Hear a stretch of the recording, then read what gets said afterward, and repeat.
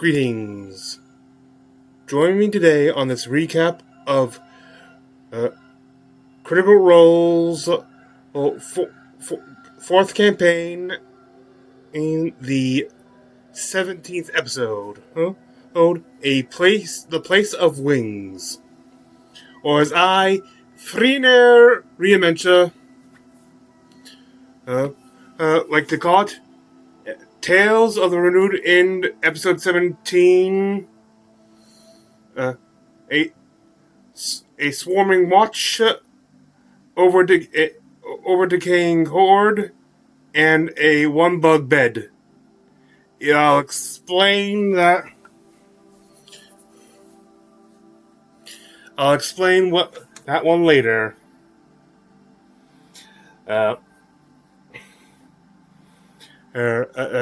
This, as I said, it's the 17th episode, and quite possibly the second to last episode of the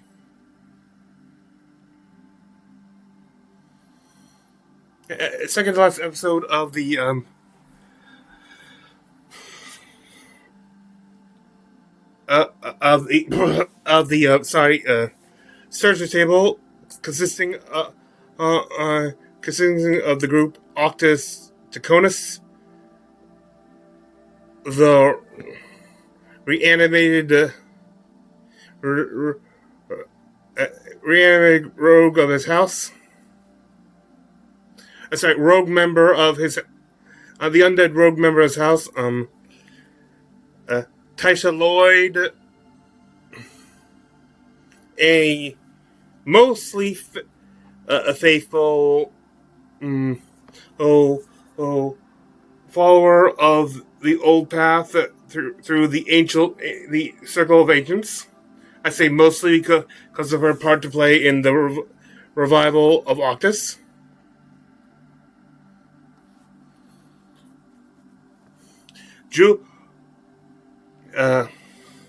Julian de Venus,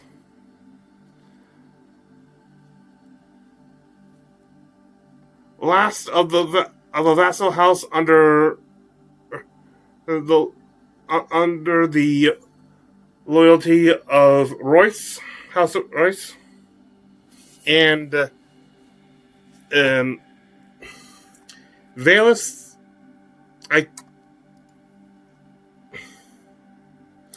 No last name given. The Elven Paladin of Cylindri. The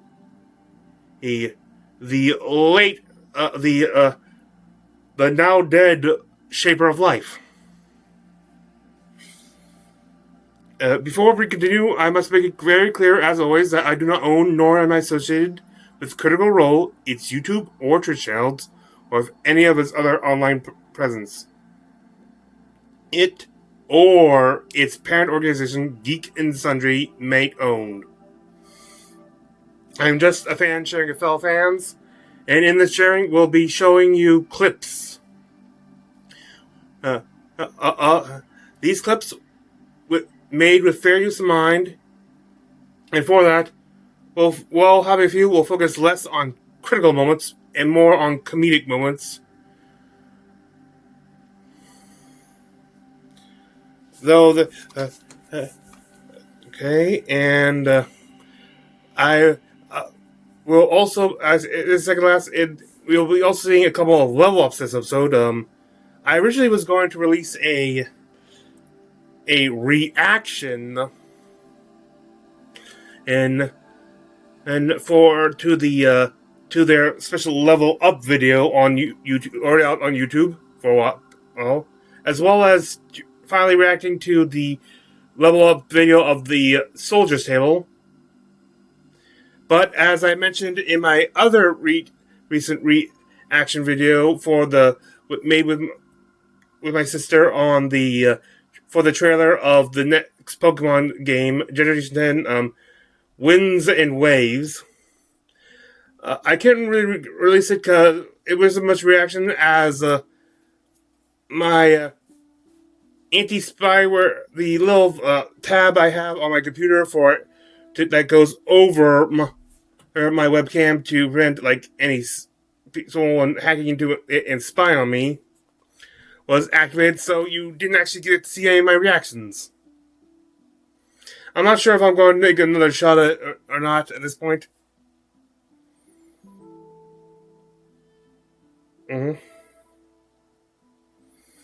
Okay. Real quick before I head into the actual recap. I was a little late in get here. I wasn't late, but they went they went over some lot of more newer info things, so I may have a few blanks which I might need to use the wiki on. However, we start back not only in location but in time to the Makyar, year 46, 25 years prior to the campaign.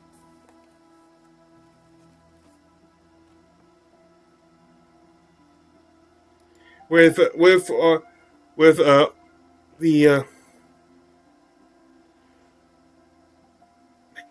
Mary McNelson, in a bar with others relaxing after doing a, I didn't catch up on what they were talking about when they were using a specific word, but it was sort of like a service project, creating a fountain at behest of House Cormier. It's part of the thing where they do something for make good during the public stuff, which is great. Except once they built the fountain, turns out it was a private one where, with the Cormier then making their own wall around it, before much to their chagrin.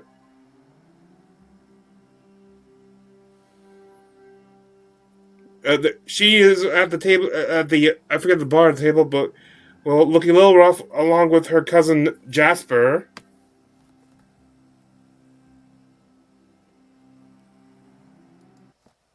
Lumicorn eating bar nuts to his pet Scooch.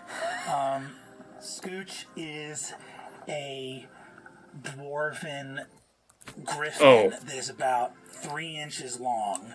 That is the front half of a chickadee and the back half of a hamster, and has tiny little owl plumicorns, like those little sort of horn, little sort of like tufty ear plumicorns. So the chickadee has those like classic griffin ears, but it's still a tiny little thing. He's like, "Oh, come on, Scooch. I think this heat's getting to him.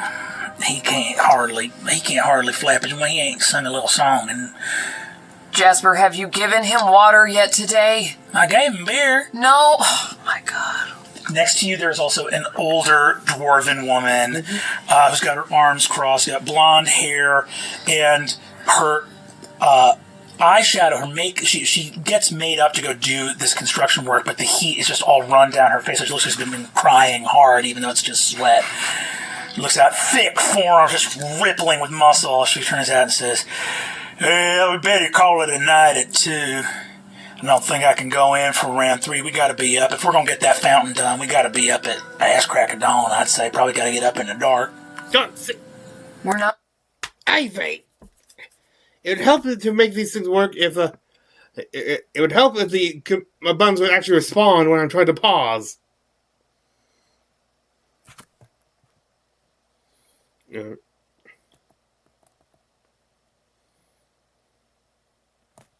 Are showing the generosity, craft, and skill of the dwarves of Ozok. That's us. We can't be talking about these are the people for whom we perform these acts of service. Jasper, what do these rich folks need with an act of service? Where does generosity end?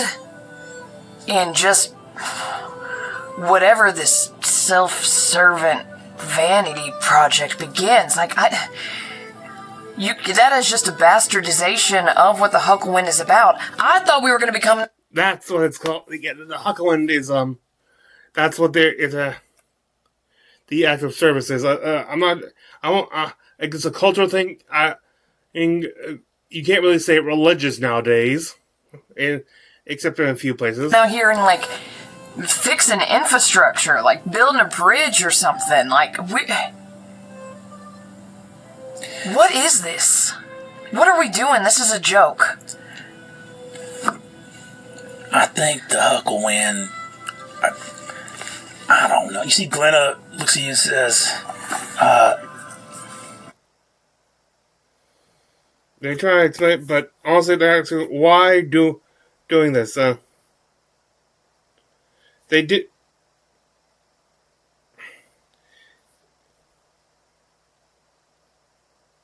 They did not know that. They, of course, didn't know the. Like I said before, they did not know that there was going to be a wall constructed blocking public access. But it's definitely not in the spirit.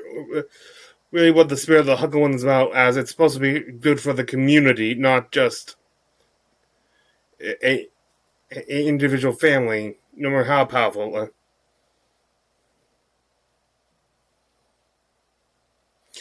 And through a door, Mary can hear some talking about tuition.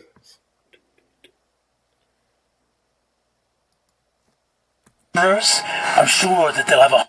Maybe one of the houses, maybe House Quarry would like some arcane services. Oh, good, we're going to offer our arcane services to a family of sorcerers. I'm sure that they'll have a hard time coming up with... And you see, he says, well, but wizardry, we're generalists. We these houses are limited in their arcane oeuvre by their bloodline. We can study where we wish, find where we wish. And you see that another older woman says, Alepides, we've found 1.5 words of power. We're not exactly generalists yet. We've found out how to summon some wind. Can get wind. We have some wind. I can't even get wind that blows east. And you see that Alepides says, well, we'll get there in time, but we can solve the material components cost issue without asking the poor students to foot the bill.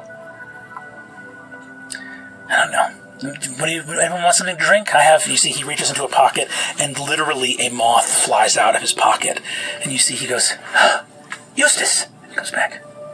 Go back in there. His familiar goes back in his pocket. Oh, it's like it's not the same on how impoverished.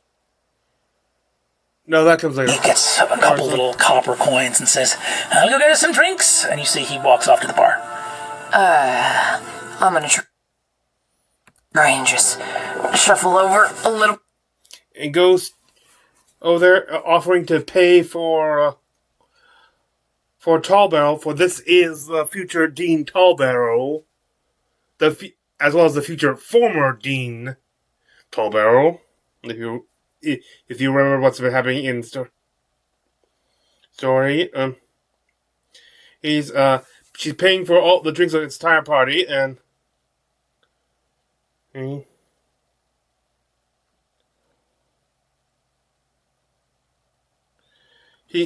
course, Tallbarrow is like to prepare with talking satisfying her, trying to satisfy her curiosity with talk about the Penteveral, which is a school magical. It's for magical education, but isn't really. But was sort of informal up until recent, where they finally became a university. And when I said that, I mean they actually have buildings now, a multi-room building. One multi-room building.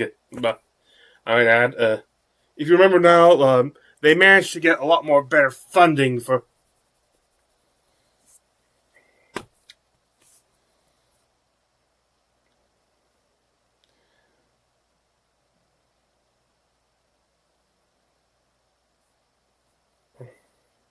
They don't know about here, and she tells them about the fountain, which she seems a bit interested in. Like, he knows of the God's sakes, I forgot what it's called again. You heard it. The community service thing. He's aware of. there, and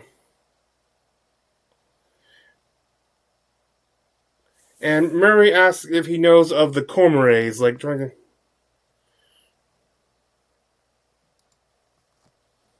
Across her teeth, she casts message. Her gemstone teeth, and kind of looks away a little bit, and as she kind of runs her fingernail across her teeth, she casts message directly to Tall Barrel and says, I think it could be a mutual beneficial relationship if you let the Magnuson family jewels maybe help fund a little bit of research. He looks at you and says, how did you just do that? That's a gift that I've only ever heard of. Are you a sorceress? No. No. I'm a hick. How did you... That's remarkable. Do you... Oh my god.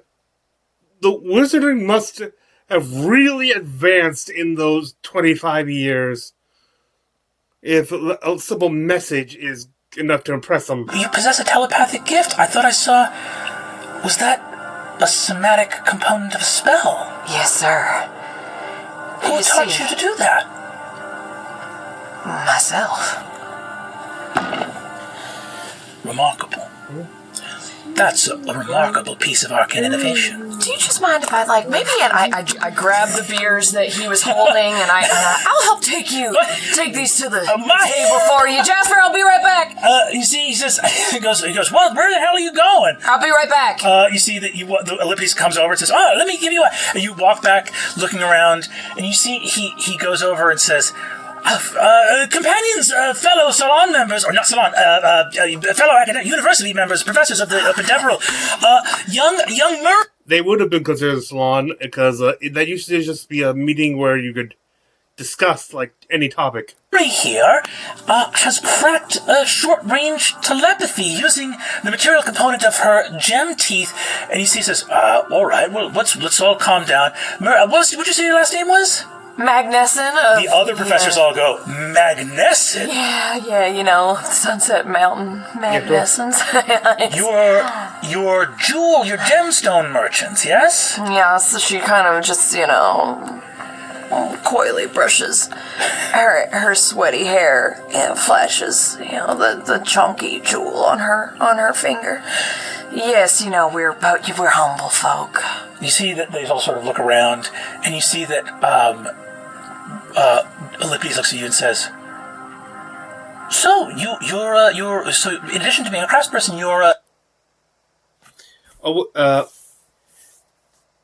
you're a wizard, Maggie.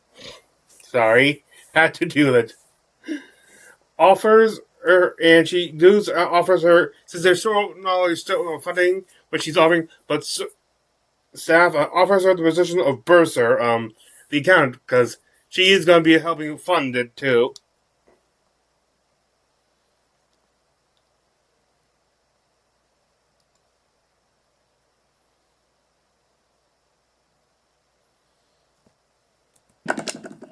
Hello and welcome to the Critical Role Announcement Playhouse. Doing that this time. Oh god, I just to Araman this evening. If you come to this, I just remembered what the theme. Well, I won't say the theme, cause I'll say more like the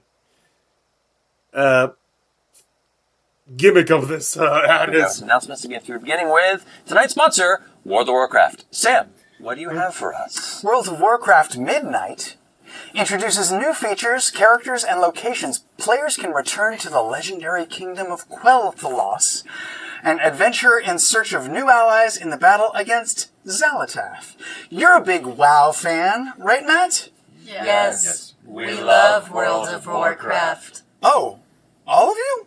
We? I thought it was just Matt, but... Anyone who loves immersive storytelling and adventure fantasy is a natural Warcraft fan. Why are you all talking like that? We are us. Us are we. We love World of Warcraft.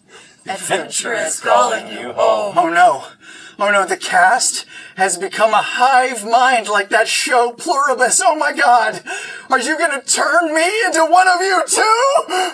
No, plans for that at the moment. What do you mean? I mean, you do want me in your hive mind, right? Sure. Oh. Wait, I get it. The hive mind is such a massive Warcraft fan, it's waiting for me to finish the ad before sucking me in. Okay. Explore the reimagined zones of Eversong Woods and Zulamon and be immersed in familiar but new settings. Journey to Harandar, the bioluminescent primordial jungle. Use the new housing feature to design and decorate a cozy corner of Azeroth to call your own. There, okay, I'm done. Take it. Take control of my brain. Nah, we good.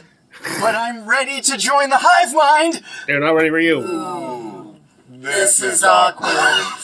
We all chatted about it, in our brains, and decided that you just kind of don't fit the I don't think they vibe were we're cursing, so this going is impressive. for. I can't be part of the hive mind? Why? It's not you. It's us. Oh, Okay, that was a lie. It's you. You're just kind of shitty. Oh, God. Yeah. But on the positive side, it'll just give me more time to play World of Warcraft Midnight, available for pre-purchase now at worldofwarcraft.com. He broke. Hive mind? Matt, back to us. Yeah, sorry, that was That was impressive. weird. You guys did great. Good. You guys did good for no rehearsal. For no rehearsal, we are a hive mind.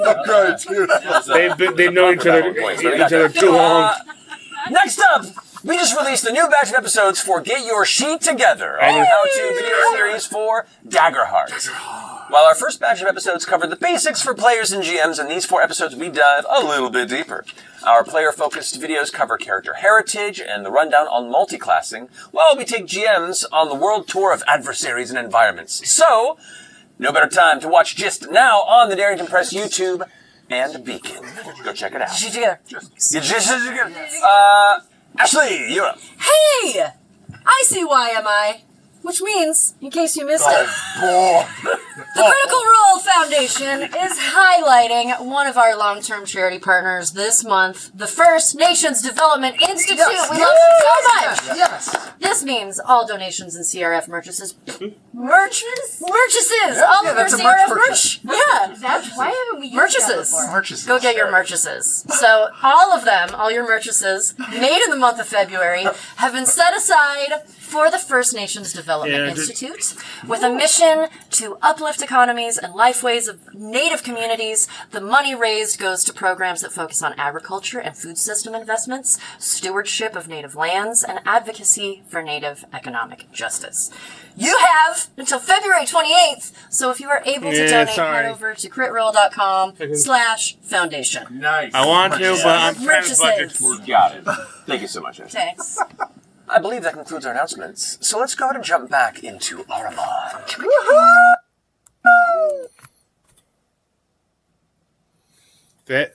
And so we continue with another clip.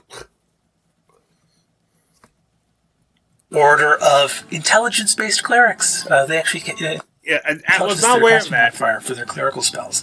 The getting to divine belief in a sort of really academic way. A old and long since resolved prophecy was about to endanger the lives of many members of the Order of the Rose, protecting a caravan of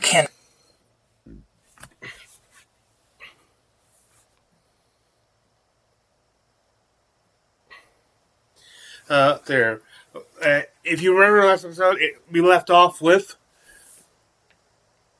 Valus Corpse and a flock of nightingales flying out, or otherwise known as a watch. If you understand my naming idea now.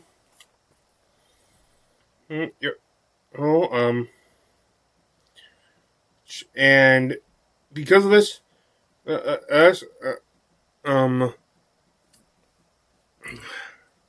Ashley is asked to make a saving throw, a wisdom saving throw for Valus.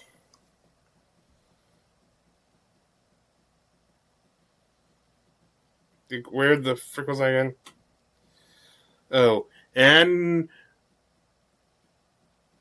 you could, and whether she succeeds is all or not, it's also could be just told by what she actually rolled. 9.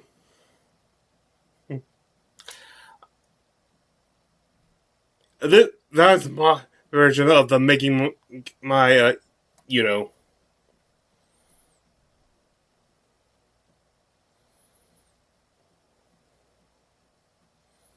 Here and here, and well, and because of this, she automatically takes out, maybe not even realize it, the stone of Night Song.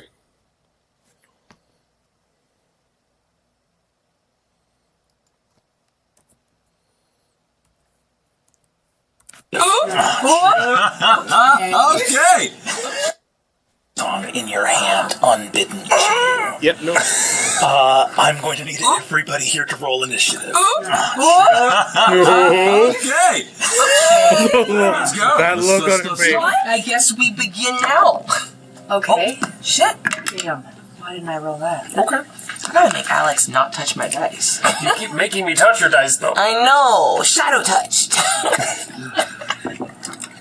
What do we get here, Matt? Natural 20 for a 24. Did you take Let's it already? go. What do we get here? Dirty 20. 20 for Taisha. What do we get, Octus? God, I did a really good job, but it's only an 18. I hate those What do we days. get, Valus? I got an 18 as well. Dang. Yeah. Okay. It's on the stone. I love this dice. Good, I'm glad. Julian, you are going to be first to act in this moment. Valus is floating about 3 feet off the ground. The birds are whirling, buffeting into your chest as this cyclone of moving birds moves up and around. As she produces the stone, you hear a rush of wings. The other bodies out here on the ground, birds rise from them in murmuration, moving throughout the field, and you can hear a rush of wings from the darkness at the stone gates at the front of the temple. All right, immediately I'm going to activate my hairstone, the Oh, yeah. The hair's charm. hair charm, thank you. Yeah. Charm to cast a spell jump on himself. I forget if that has a duration or is. I'm hoping that's just not just for one jump.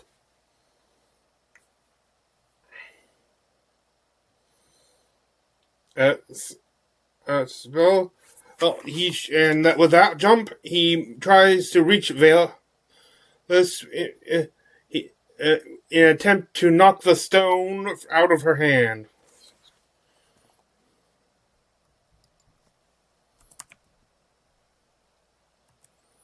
Stress. I rolled the same fucking thing. What'd you roll? An 18. I rolled 4 with what was I? Acrobatics. Acrobatics. Okay. Plus 2, 6. Plus 2, 6. 15. On your attack roll, having rolled a 6 versus a 15, the rapier moves out. As you activate the hare's charm, you speak a word in Druidic, which is a word of gratitude, essentially a thanks in the Druidic language.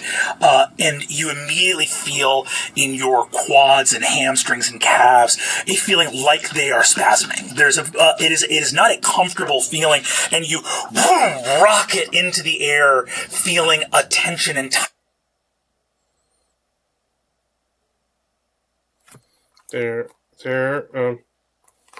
but he succeeds. Taisha catches the stone. Wisdom save. 10 from the druid. As both have failed, there was both Valus and Taisha now must mark one failed death save. It carries over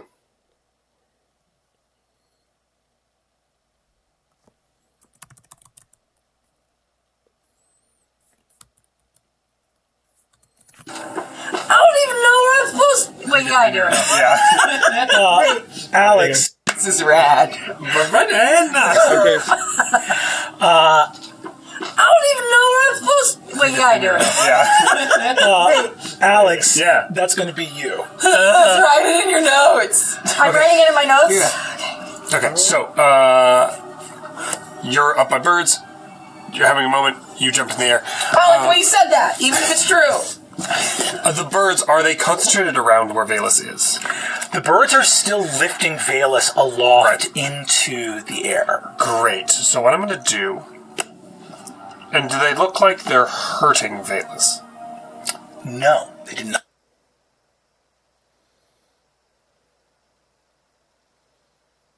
And Octus goes to pull her out of the birds, out of the swarming watch. Yes, I'll keep at it when I can. I'm a nerd, sue me.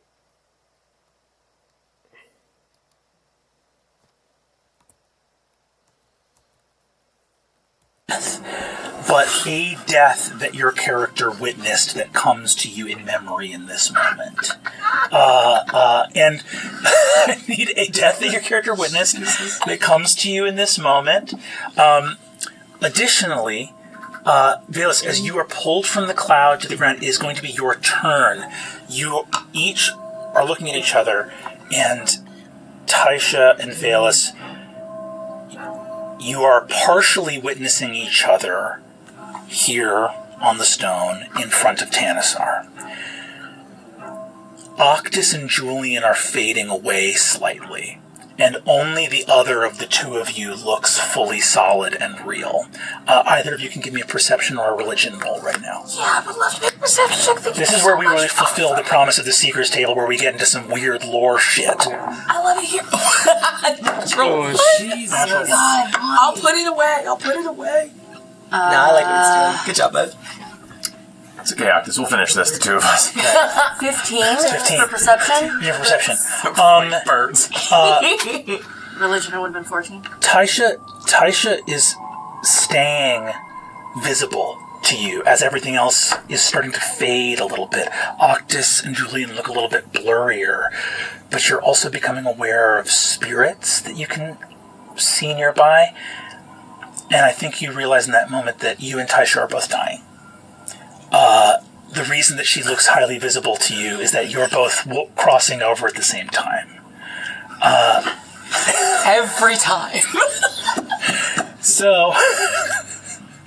I like the way you said so. So, it is your turn in this moment. I also am going to again ask a death that Taisha saw that impacts her. It doesn't have to be the most impactful, but one that stayed with her. Oh, I think the natural one says it gets to be the most impactful, but it wasn't necessarily... Oh, okay, got it. Yeah, this one's Kids are kids. surprised me. And those trees that you've all seen, the very, big ginkgo trees with, red leaves. Algar fell from the top and snapped his neck. And I watched him die and managed. I think it was the first time I'd ever cast druid magic. Yeah, this is surprising, because this sounds almost like you made sure that there's a big deal made. She took someone off the path. And then suddenly, wait, she's done it before? This is the first person I ever pulled back. Yeah, this is... As I, felt him leave. And just by the skin of my teeth managed to cast Spare the Dying. But I watched my son die. You, Valus, looking at Taisha, just behind her, over her shoulder, you see red-leaved ginkgo trees. And you hear a snap of a wooden branch. And a sudden, sickening thud. And I just sort of reach out to grab, and then realize it's not real. it is Valus' turn this moment. As you reach out, you see that she is still holding the Stone of Night Song. is there a death that comes back to Valus in this moment? I think in this moment, and especially with sort of the relationship that she started to form with Taisha,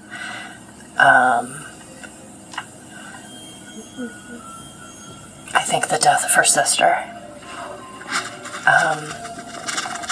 hits her in this moment of being on the battlefield right before Salandri was killed and seeing her sister just shatter. Taisha, behind you, you see a beautiful elven warrior look up, elven armor, like leaves of thin mithril plate fashioned across broad shoulders, standing, her like deep apple red skin with golden freckles throughout it, hair tied back, this like honey silver hair tied back away from her. She turns, looks, and you can see a horizontal line across her sister's eyes in the ancient past. And you realize the horizontal line is an arrow moving across the sky. And she looks up, and there is light. And you watch the soul leave her eyes. No arm raises to defend herself as an axe comes thundering over. Valus, it is your turn, and you are reaching towards the stone of Night Song. In this moment, you feel the stone that you have been holding. You now carry a number of magic items with you that you have carried and guarded, but have not connected to.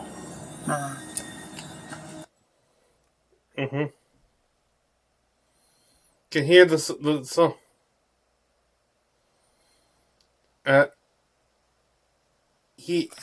While hearing the song of the Nightingale song, she starts feeling like she can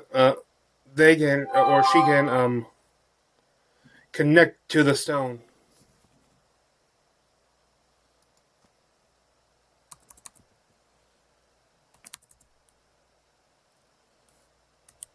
I don't let us believe! Organize my area. There are no answers in your area, Ashley. You gotta let us believe! I would connect with it. Oh, yeah. I would absolutely. Yeah, and a connect she does. As those watching it, who can see the bird, I think they all can see. I think they all can see these birds, but they see them fly around, going around, swarming them there, and start congregating behind Taisha, and dive on her back, going through, and then re-emerging in a stream out through her chest, and then going straight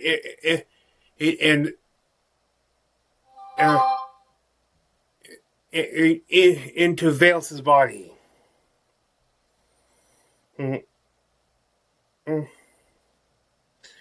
Valus is now attuned to the stone of Night Song, and that we see Julian then raise his sword between him and self and Valus.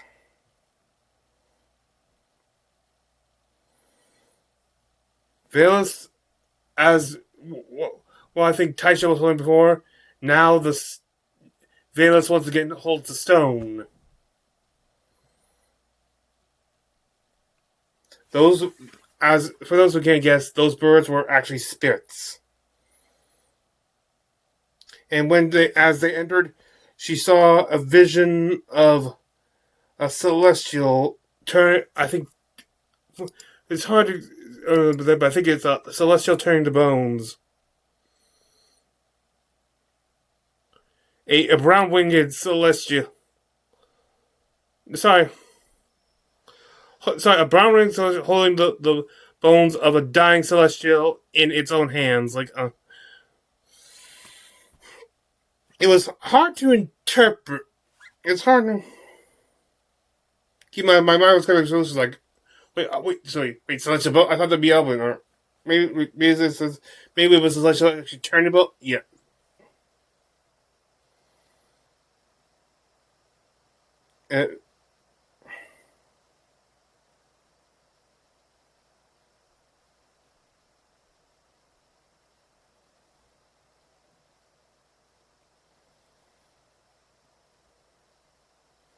Valus, despite her ability to use her divine sense in this matter, could not detect whether or not those spirits were undead or fey in origin.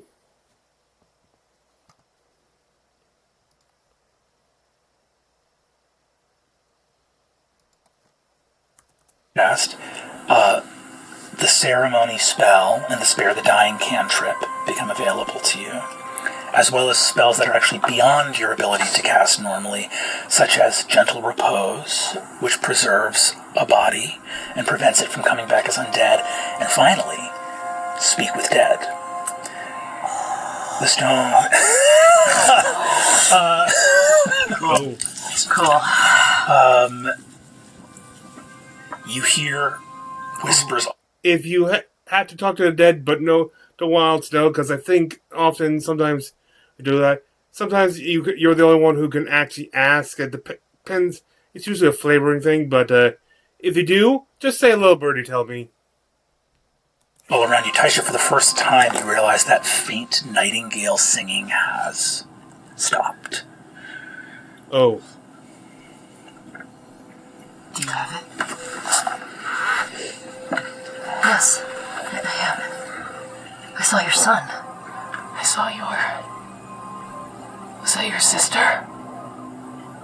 Yes. I'm so sorry. I'm so...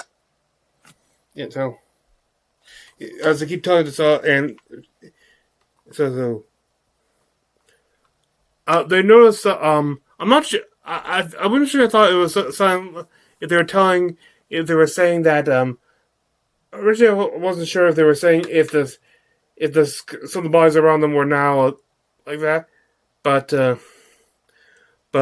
or if they were like that to get started with, but so because some of the bodies are now skeletons, all but one body are barragulls, with the other one being a robed figure.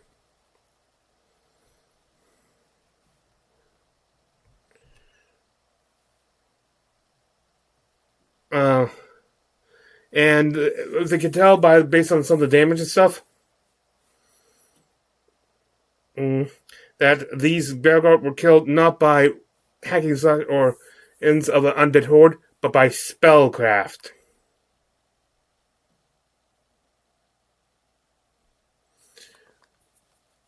The only one not is again that one that is not armored and stuff, the rogue one, who was by blade and weapon felled, indicating that they did take out one enemy with them.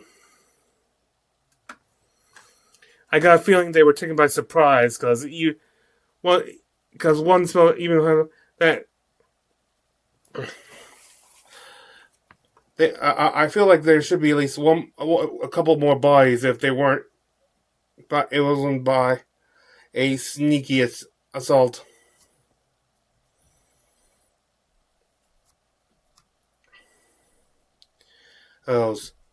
Meanwhile, Vela starts to realize something. For the first time, she feels at ease.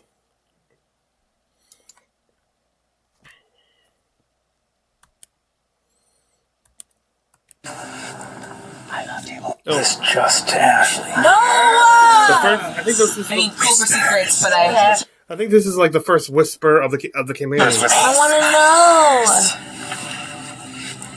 I love table whispers. I feel like I should be reading something. Unfortunately, part of them, it's weird to be a... Alright, yeah. Cool. You've never not been part of a whisper. It's cool.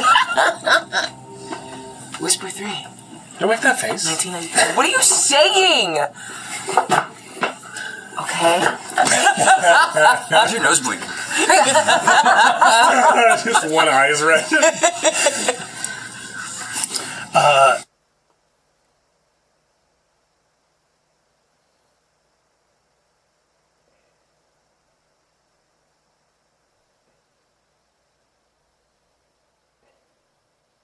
Interesting.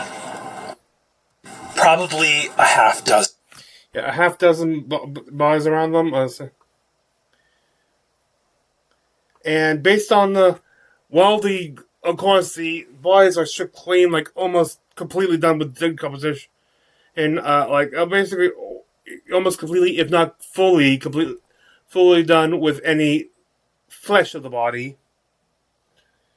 However, as Julian examines the gear on a hunch, it fulfills, as it turns out, the gear is not sufficiently worn down by the sand to have, which is certainly not enough wear through the sand lying there, indicating that the bodies have been either stripped clean or the flesh magically decomposed at an accelerated rate.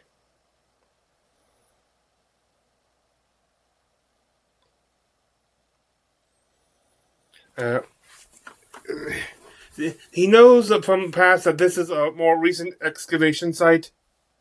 Everything is more newly unearthed.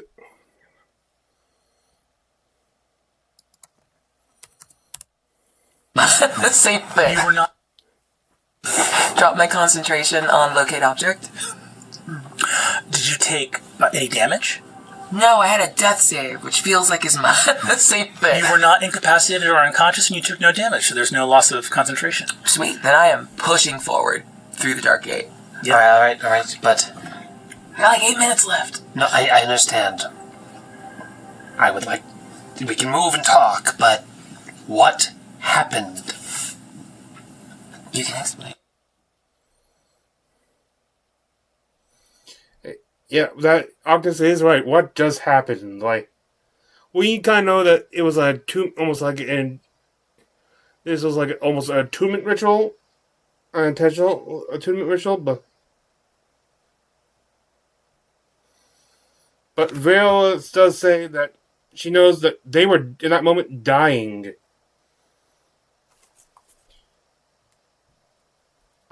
This is terrifying, Octus. Death may not have that much meaning for him anymore, but a death of his others is still. Especially one where he couldn't quite explain what was happening. Like, he is agony. He needs to understand what to. But as Tasha said, they need to keep moving. Valence actually does fully concentrate on her divine sense, and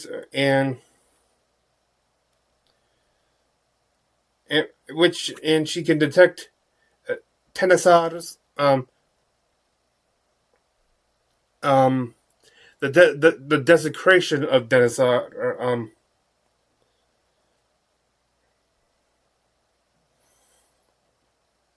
there, as well as a dull, perhaps far off, more demonic presence somewhere.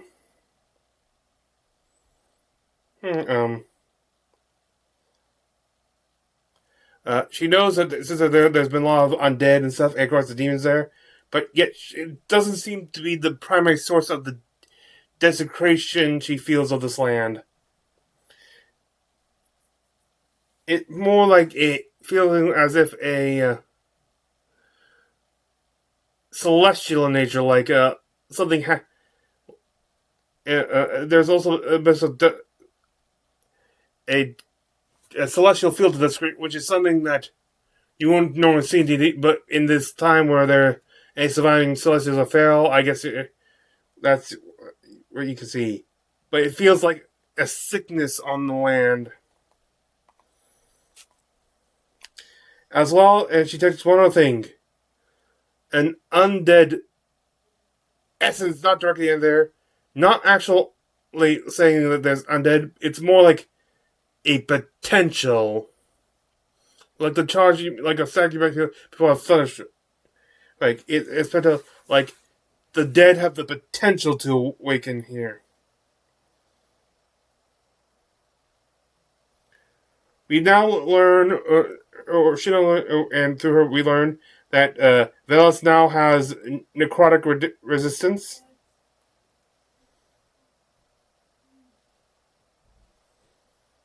It's like it's kind of slightly activated.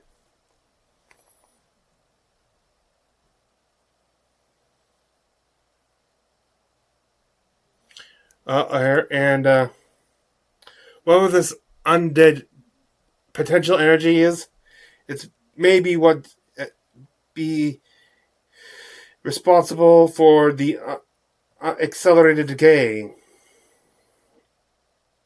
But we are still getting nothing on Algar or his or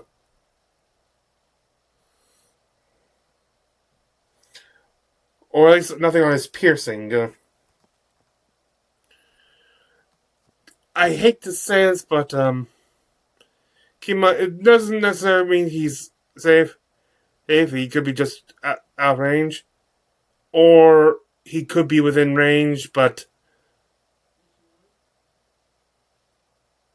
perhaps someone. But keep in mind, sometimes looting goes on, especially if they potentially have some magic to it, or even if it's residual. So there's, just because they haven't said they haven't found it, they can't detect him, doesn't mean he doesn't necessarily is. This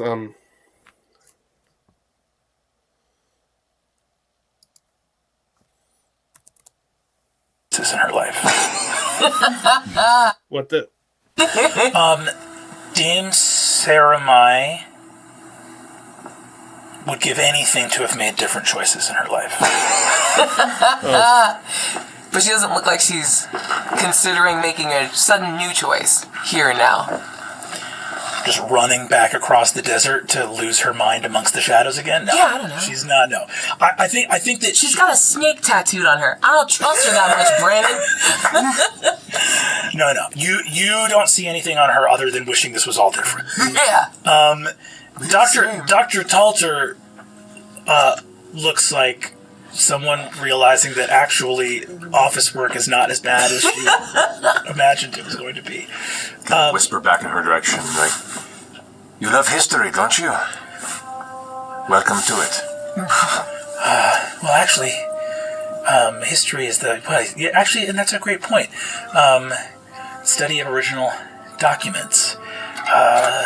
Some people believe that history is a study of the past, but of course we actually cannot know the past. We can only know what we receive from it. Pay attention. Remember it.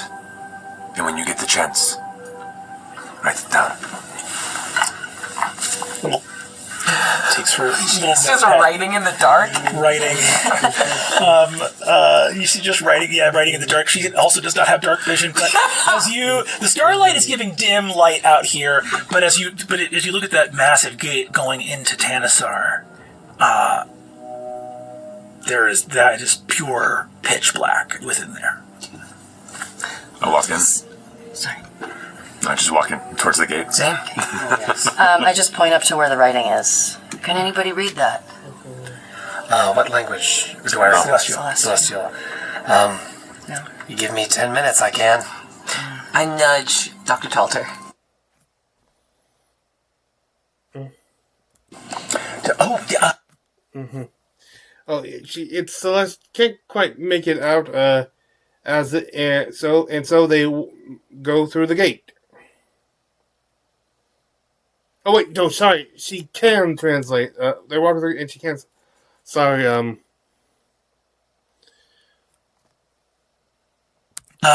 yes.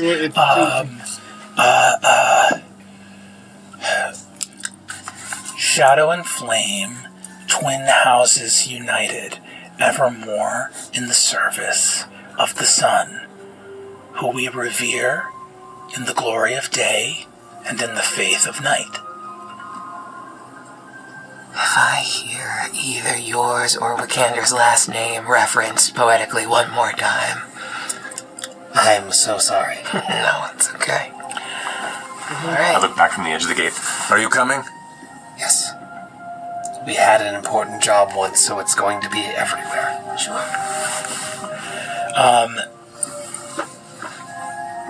You enter massive. A truly massive chamber. I think he later describes it as like the roof is like 50 feet up.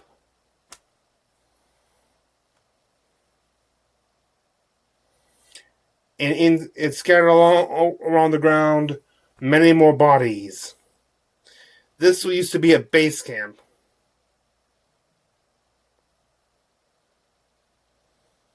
See, hang on.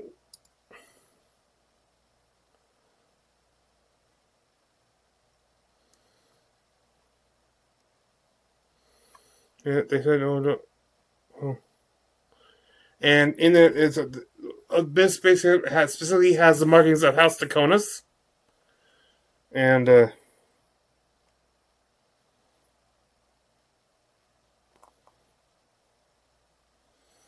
here it's which like with several other tents, and Julian quickly asks if Valus can sense any spirits. Is it safe to light up? She doesn't detect anything more there. Like, there's still a little bit of a presence around Julian, but nothing like he was when they were tricked into lighting torches in the desert. So Octus casts his will-o-wisp like dancing lights.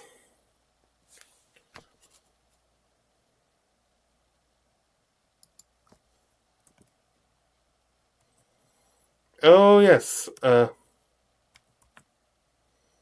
Valus, next to you is Dame Saramai. There's Julian and the giant scorpion. God's sake! Whoa, you piece of... You look around to see Taisha, Dr. Talter next to her. Valus, next to you is Dame Saramai. There's Julian and the giant scorpion behind him. Roll initiative. You wild, but actually. It's right behind me. Yeah, you're like unfazed at this point. Like, That's great. Natural one. good job, boys. It's great. I'm literally like, what are you looking at? You literally just go, What? ah. No. Yeah. I do the like, ah. Does that feel good?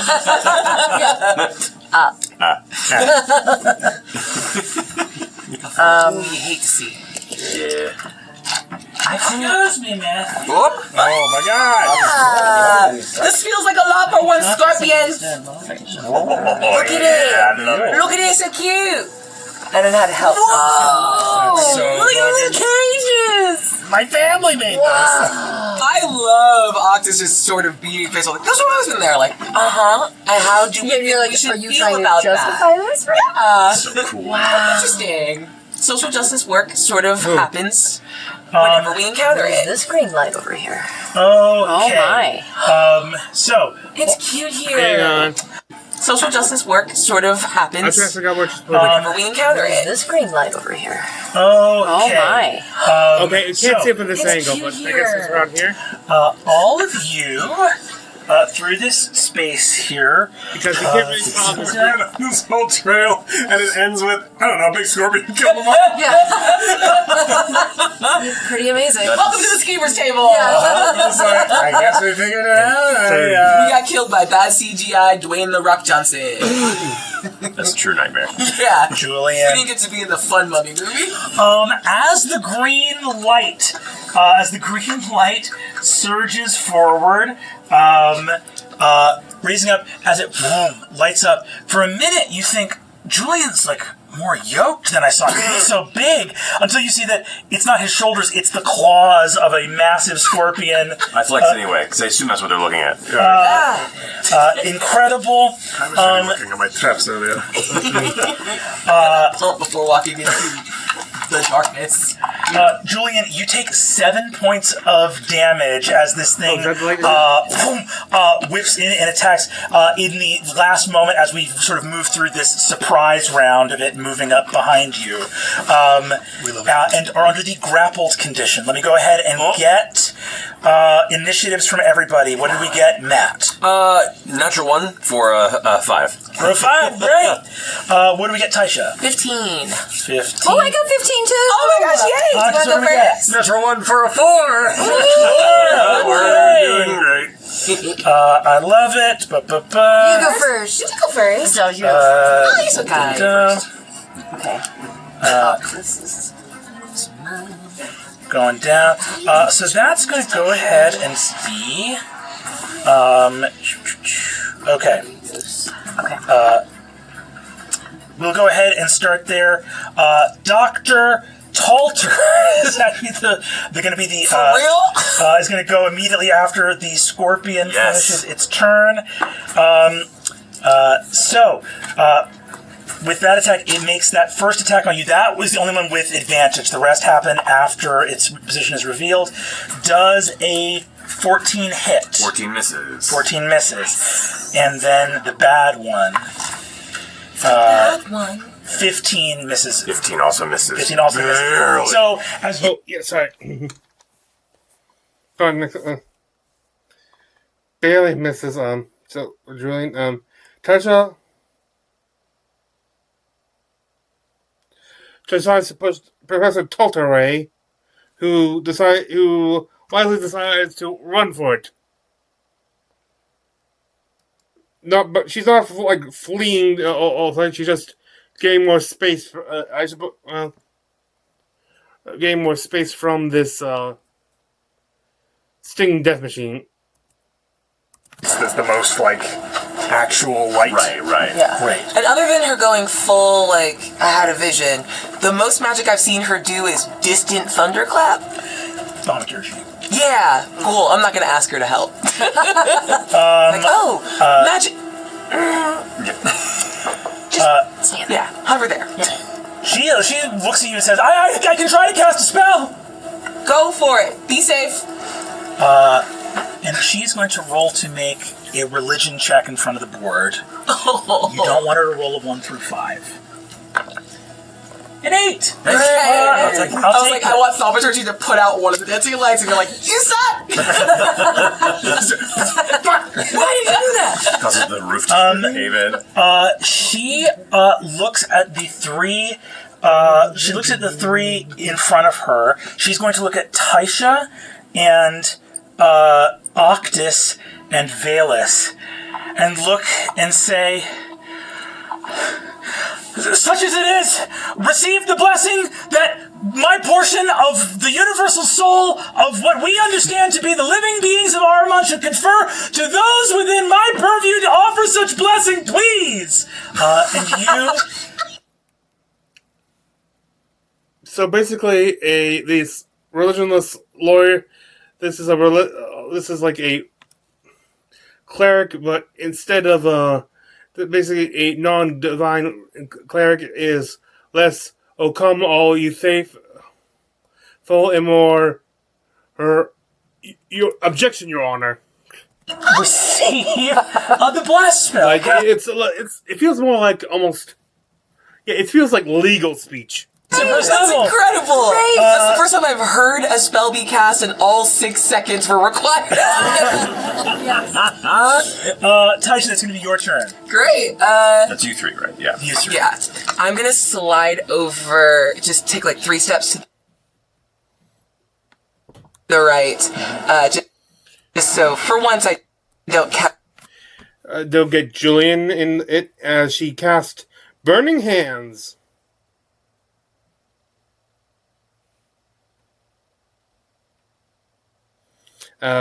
While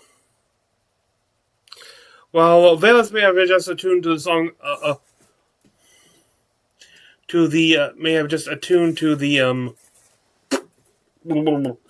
Stone of Night song. As a druid, a druid of the ancients, Taisha can attune to herself to the land, and when new a new biome or habitat is there, she can tune to it and swap up and get a new set of spells. Like her I guess it's like her subclass spells are changed.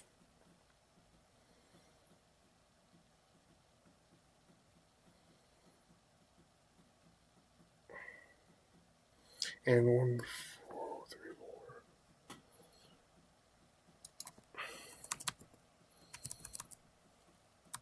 4. DC 10, history check. What the hell? There we go. Wants you to think back to that time. Natural 20. Let's go! We went to Fantasy Kansas City So that's and got good barbecue. 26. 26? That smells good. Oh, God. A little lobster bowl? Make me hungry. This scorpion's name on a nat 20 is Saharkus. It is a trained scorpion that belongs to your cousin Tertia. I'm about to say words I've never said before. I recognize this scorpion.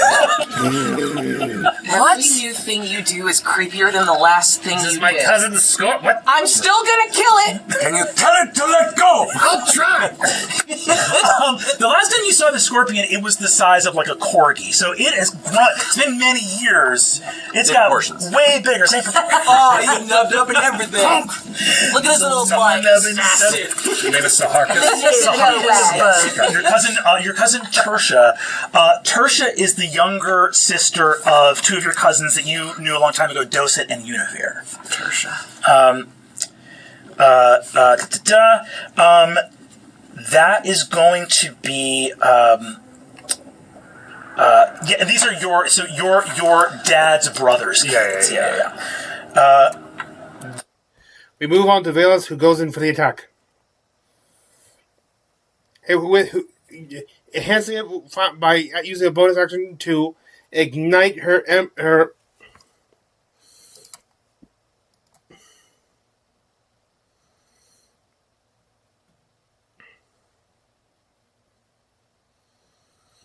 embers of Arask. Okay. Her embers of Arask. Embers,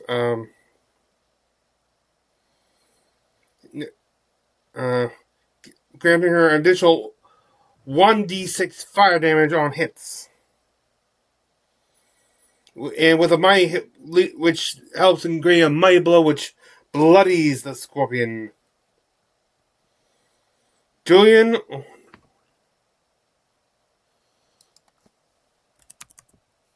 Yeah, they're the scorpion kids. You don't hang out.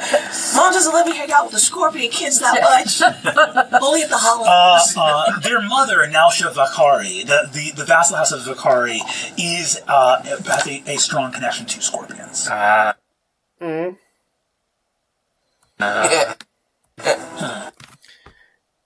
Doesn't matter. Julian, who will still stab in the eye for 11 damage, 11 piercing damage, enhanced further by 5 for sneak attack. Got 16 damage total. Which leaves it almost dead. Like, it's big and stuff, but it's not like a high CR.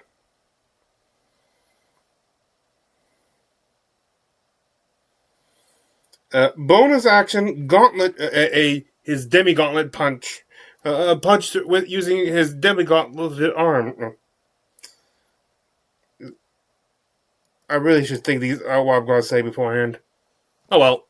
Ability of the rapier gives me advantage on this strike with the bonus action. Hell yeah. So that'll be not that great. It's 12. That's better.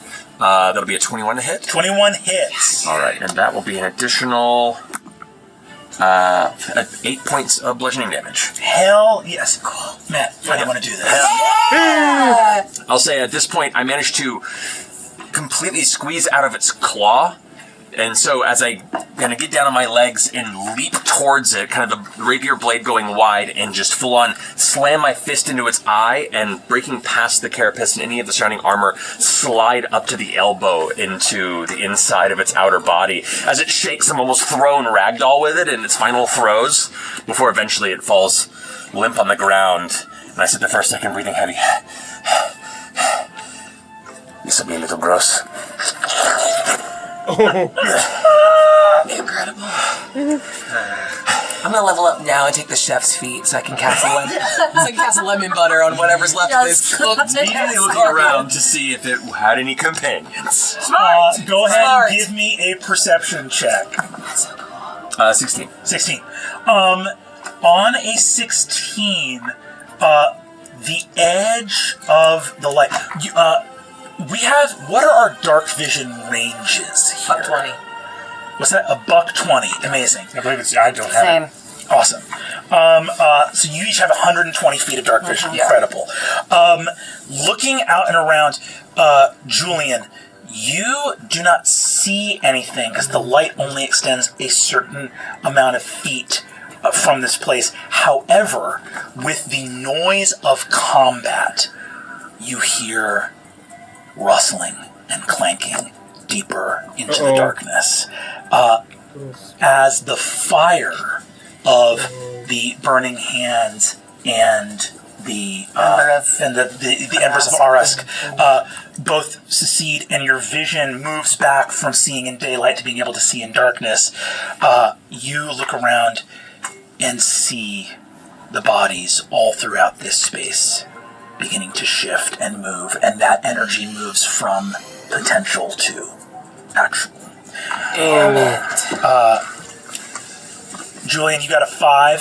Octus, It's not you got a 4. Tell them stop. I don't think he knows yet. Well, I don't see it. That's how I tell you. Tell them stop. It's dead. What am I supposed to tell?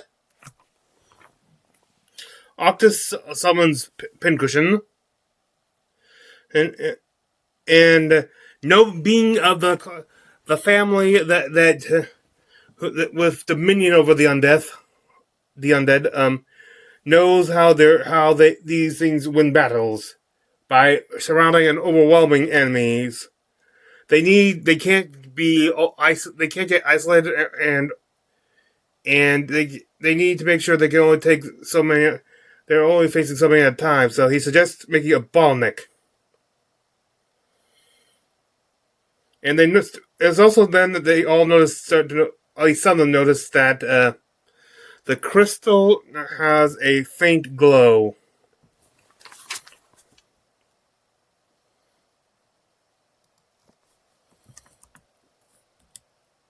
Looking at that That's still blue. Hang on. Glow there just to clock what it is. give me an Arcana check. Is it green? That looks blue as hell to me. Yeah. Okay, Wearing just yellow check. glasses. Okay, I took them off and that's still blue. But honestly noted. That's a good point. Wrong color dresses. Honestly, it looks blue to me. 18. Looking at that, this is a alteration. You're looking at an enchantment, a sorcerer's enchantment placed here by the Taconis family. The defilement that Valus felt before. I don't know if you explained that you had seen that this place was like defiled, but you essentially see that there is an area of crystal placed here. That's not natural. You see, it's enchanted glass, and you realize that was mined not in the world of Araman. Something has been brought here from somewhere else, and has been placed here such that it is... It's not from perhaps this comes from the underworld or netherworld, where the dead have been funneled to without release. But right now, this stone is serving as a sorceress.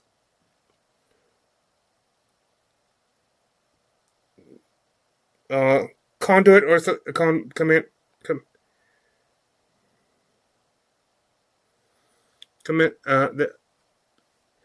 Anyway, the skeletons start moving in.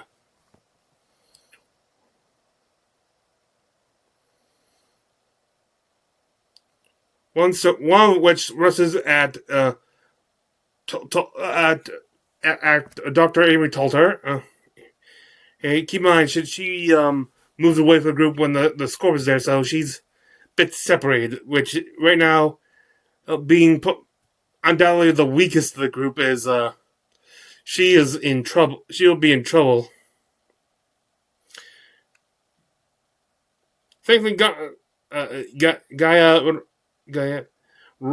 grabs Amory and rushes her to the stairs where she's up there.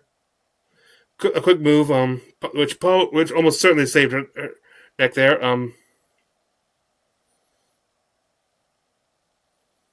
And Amory then heals Julian 2 HP, through healing hands. Like, she's probably at most level 1. She's probably like a level 1, or maybe level 2. We then move to Tetra, who casts Thunder Wave.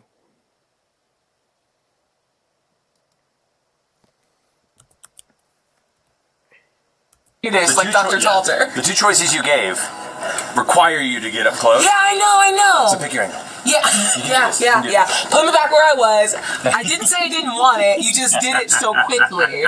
Okay, so a 15-foot cube would be either these 4 or you can either get this guy or this guy. Yeah, I'm good with this. Cool. This little we'll go for these 4 right here. Got it. Sick.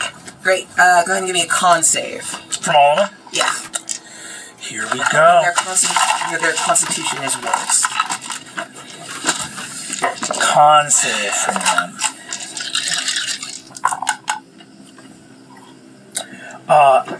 What is your DC? Oh, sorry, 15. 15? 2 succeed and 2 fail. Okay, the 2 that fail are going to take 10 points. The 2 10,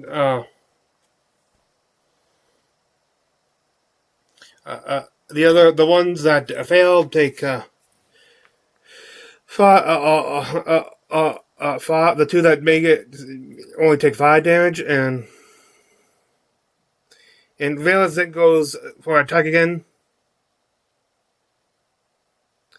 Kills the one skeleton. I think she did decide to use a smite, though. I think they do kind of note that the sensor there's a clarification here. It's sort of like it's like a non-traditional weapon, and it has a range of use. It's been used the same properties as a whip. It is it has a thing in it, so it's bludgeoning damage. So they do turn, which they do clarify there, which helps because skeletons are vulnerable for bludgeoning. Knock out a few good pieces of them.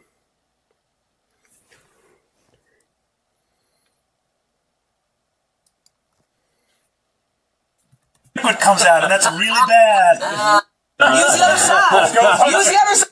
Okay. Turn, Julian. That is going to be you. Hell yeah. See, the cool thing about having a rapier is it's the opposite of what yours does. Use the other side. Use the other side. I'm planning to. You're like, my whole thing is most people are a bag of liquid, and when I poke it, the liquid comes out, and that's really bad.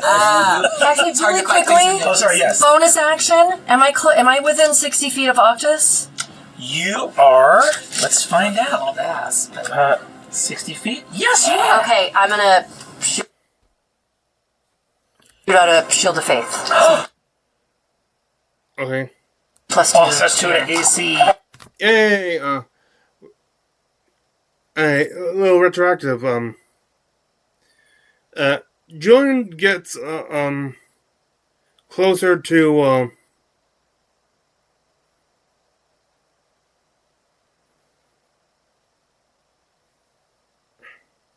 the gate door there, prepares to hold it in case they need to make a getaway.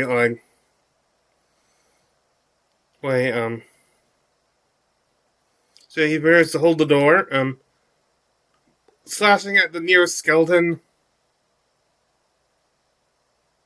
and with another bonus action, and with another bonus action, Gauntlet Punch, made with which because his rapier has advantage thanks to Vex.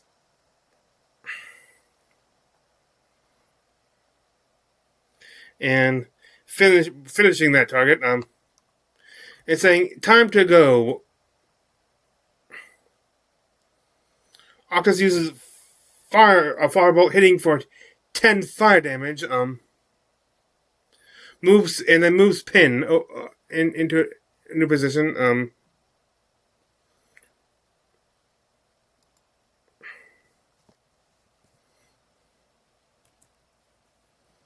are going to rush up towards you. Oh, Interesting. what? 5, 10, What did they say? 15, 20, 25.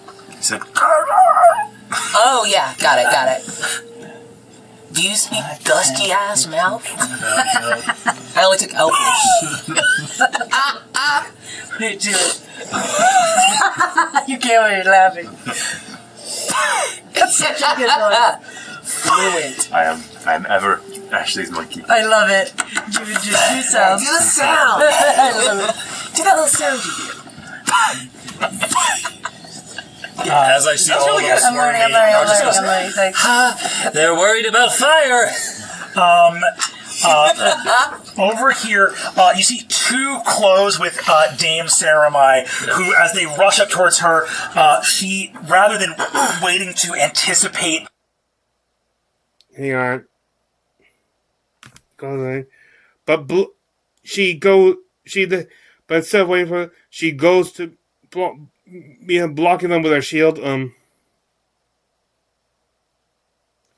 Because of damage taken, I forgot this was a concentration spell.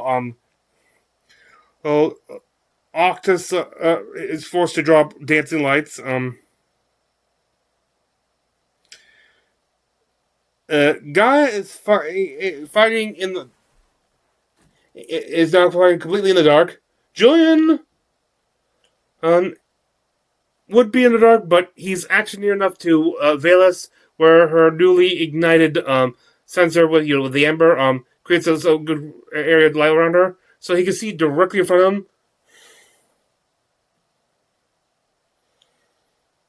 Her, but can't see to his sides, or at least to his right. I think she's more like like toward his left angle. So, but means to his right he can't see and could easily be surprised there.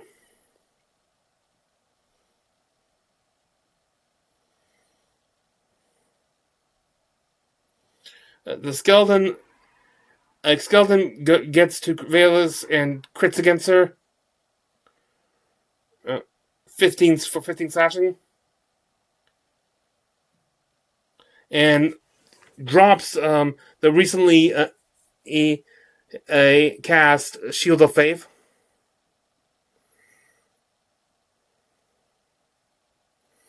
Julian uses an gets an opportunity attack on a skeleton trying to get past him to, I think, to Valus, but no, from what seeing like you see, he knows to use his gauntlet instead of his rapier, and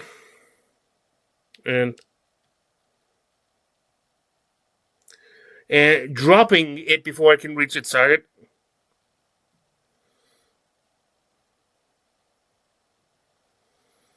But unfortunately, Julian then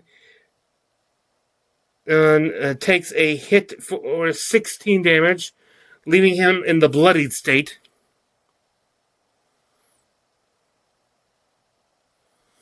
Gaia lands a hit of her own for 10 damage.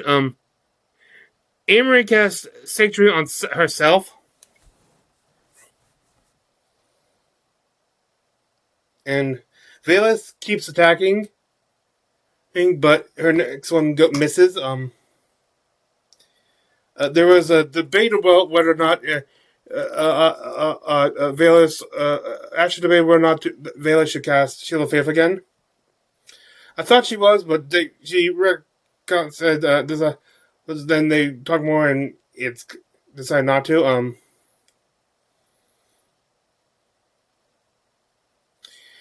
Tasha was trying to figure out if the crystal is the sorcerer, but she just can't figure it out.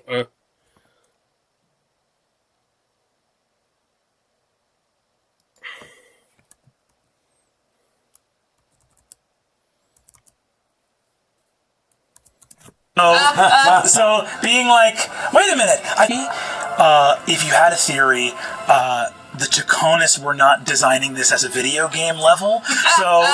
So being like, wait a minute, I think there might be a one-punch solution to this. They factored that in, and they made it an absolutely enormous rock. And so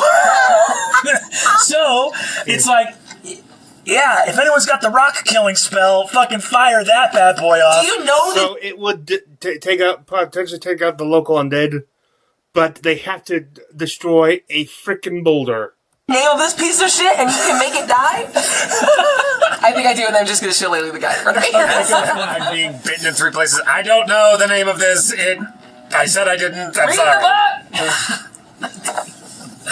But the charge of that spell hasn't come back yet. 30 to hit. 30 hits. Sweet. Right. 30 to hit. That was crazy. Damn.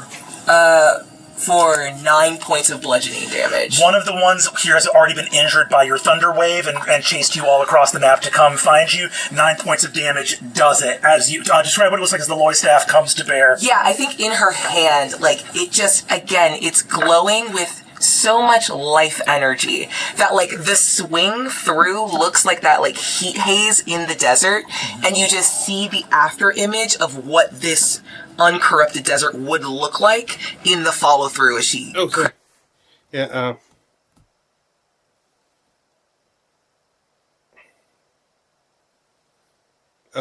No, taking out another skeleton.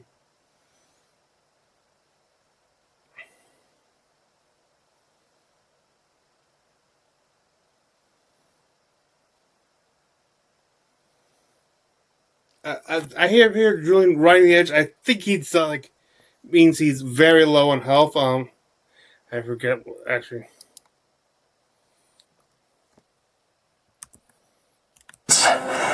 Shall we? If I can, I'm going to go ahead and this. use my riding the edge. Oh, that. Hell yes. I'm going to choose this moment to level up. Let's do it. Let's go. Well, Did you just level up by edging? Yeah. More or less, yeah. Yeah. That's really Julian's great. crazy. Any of us do. Hold on, I'm drinking out of. For those who don't know, Julian took a 3rd level fighter getting a subclass. I'm not sure if this was the actual subclass, but in case it is, he's doing something called a Daredevil subclass. The Daredevil. So running edge is potentially what his level 3. I'm so close to leveling up. That's bad for you. One more day. I only knew about it because the Daredevil thing because of the They actually don't mention Daredevil on this. You have to watch the original level up video. That's not sand on the battlefield. Exactly. Great, we are riding the edge. Right, so as in go, I'm going to choose warrior, fighter, to go into the next level. Or does he mention it here?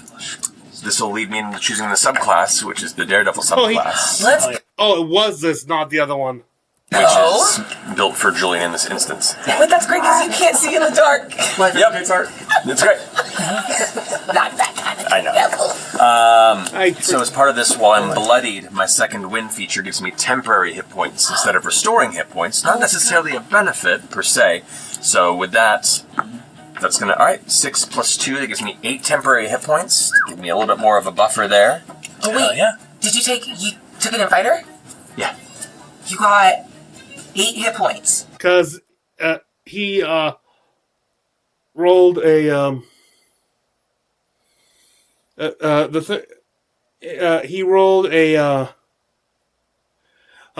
he rolled both what he would get as rogue and fire, and but he didn't look. So she recorded it. 8 hit points? Yeah. All right, so. Oh, that was your bigger one. Yeah. That was thank your big one. God. You rolled 2 on your rogue die. I want to tell you. Well, sorry, you get 12 hit points. My bad. You rolled Yes. 8 on the die plus your con. Total of 12. 12, and I have tough as a feat, so that's an Yes. additional 2. Hell yeah, dude. Okay. Well, 14. Are you still bloody? 14. God, I love tough so much. So you just leveled up. I did, yes. Cool. Level up. The CR rating on this combat dramatically. I'll say this: as you get these temporary hit points and get the new hit points of leveling up, you were at 18 hit points, bloodied, and the skeletons bearing down on you as you find a deeper wellspring of power. Not one that seeks to avoid dying. Actually one that seeks to plunge headfirst into peril, and in so doing, truly live. Before you take your action, you see the grim faces of the dead, and as you ready to charge once more to death's door itself, we will throw to break. Yeah! You come back, we'll whip some ass after the break. We'll see you then. Let's do it.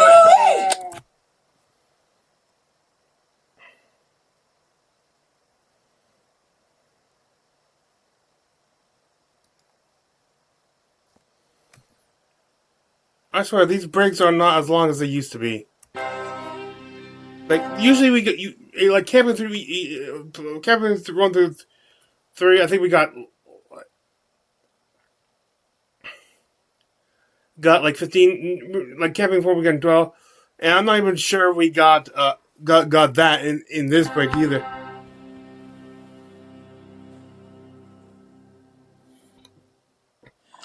In the midst of a skeletal horde, the Seekers have found what they sought. Tanasar. The place of wings. There will be no flying from Tanasar tonight. No, indeed. You must finish what you started. We left in the midst of Julian, devoting himself to the taste of blood in his mouth. Julian, it is your turn. Indeed. I So, don't know about wings, but this place is full of bones. It's got so many bones. It's got hella wings though too. so in this level up, I'm taking the Daredevil subclass with my fighter. Bonus action to utilize my Ride the Threshold feature. I changed it over the break. Making jokes, I was like, that's... When they talk about Shame work. I can't believe that you're such a forever GM that you still have to be renaming shit as a PC. You know what I mean? You're like, what? Oh, god damn it. It's strong. Hey, I renamed my Arc Knight to Hedge Knight. My Arc Knight subclass to the Hedge Knight subclass. Aimed right before going into my Kingdom Come Deliverance 2 recap. We will find it instantly. 100%. Yeah. But with that bonus actions utilized here, feeling that wave of kind of violent joy of that sense of intensity and in nearing death, really. The adrenaline spikes within him, and he's going to go ahead and use his action to kind of the rapier blade goes down as he just pulls back the gauntlet and goes into a full upward backhand to the skeleton. That's, I'm going to say, directly in. You know, I'm going to say directly on that corner there, the one that's furthest away. Try and strike that. Hell yeah. I will say, you'll have disadvantage on these two because they're in darkness, and these two are in light. Oh, right, because of the fire. Never mind. I'm going to do one right in front of me. Cool.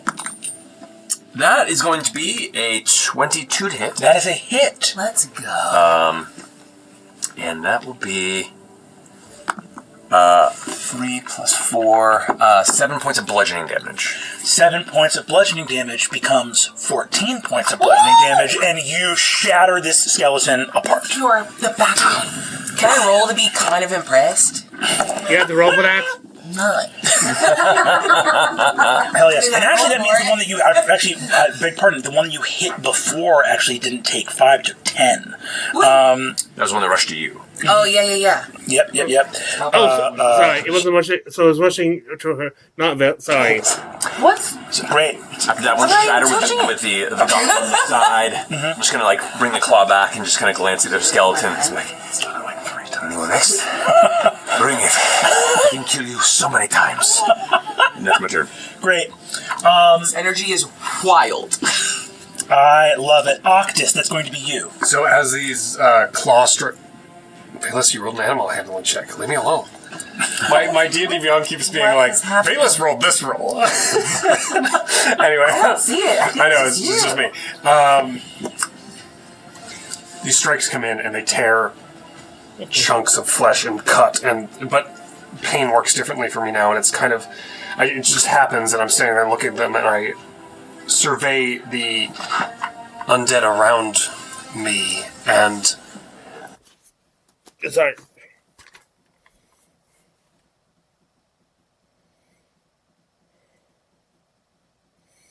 And cast... he ends up deciding to cast Wither and Bloom.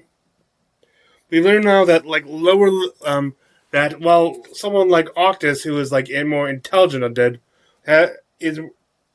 those are usually the ones that have resistant necro.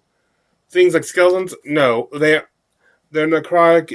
They take necrotic as most things do, badly. Not overly badly, but badly.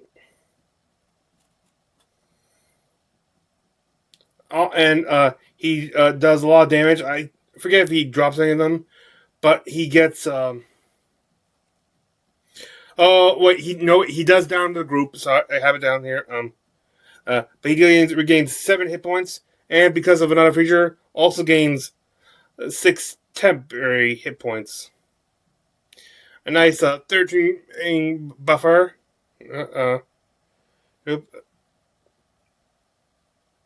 But unfortunately, he doesn't kill. He doesn't take all the ones around.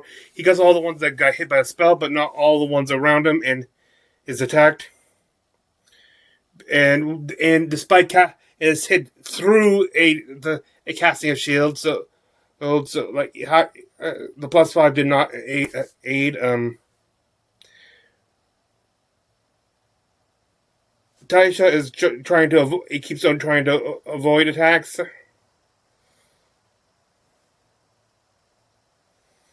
Julian's taking some more hits, like depleting his newfound H. I think it's temporary HP he got. Veilus, they're all starting to get probably swarmed by these undead. So Veilus is barely keeping them back. Is barely holding off. And it does take another slashing damage. Noticing how everyone's starting going for more bludgeoning, and shifts her blade alignment, so she's now hitting with the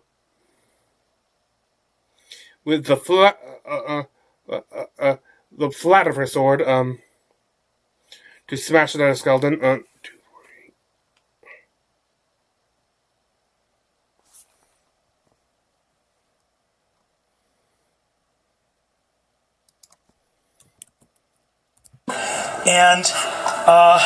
8.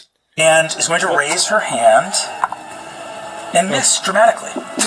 But she looks. This is Amory, Dr. Taltort. Looks at you and she just goes, spirits of undeath. By the truth that governs this world, I abjure thee! Ah! And flame rockets straight up into the ceiling, and she goes, and that's her turn. See. I just. That's a good line. Taylor just goes, Oh no! Oh no! Is Mary giving her the help action? yeah, absolutely. Yes, okay, hold on. The little button eyes are like. Well, that's in that one. Change it there. Works for the narrative. That's going to be Taisha and Bayless. It stands up and use. You want to go first? No, you go. Okay. You know what? I think we're just compatible even I can't even see Yeah. You have line of sight on Valus.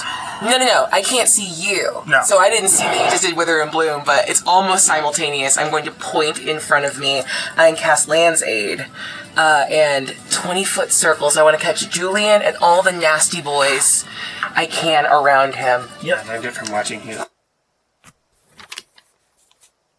Wait, she's casting what? And cast Land's Aid. Cast Land's Aid, which is I think they know it is similar to Wither and Bloom, minus some like it's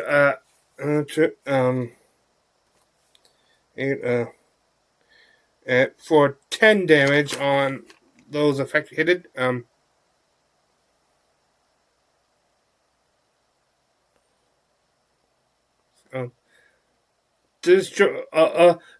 Valus, like, while Shoryu just does a whip attack, not like which she aims to behind, to like sort of behind her, like a destroying the skeleton trying to sneak upon her, and or at least she would have, but then she goes to try to use her Sensor's Cleave Mastery, Weapon Mastery Cleave to on another to open an escape path, but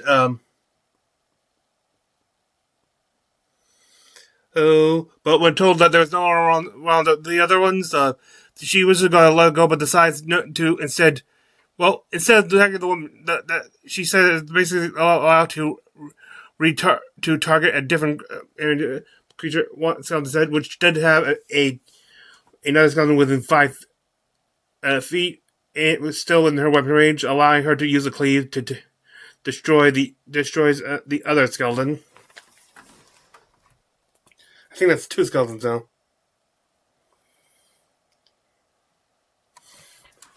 I forgot to mention this. I wanted to mention this before.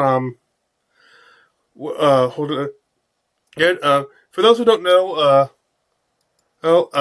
I knew from there was a show called Scorpion about a genius think tank that helped the government.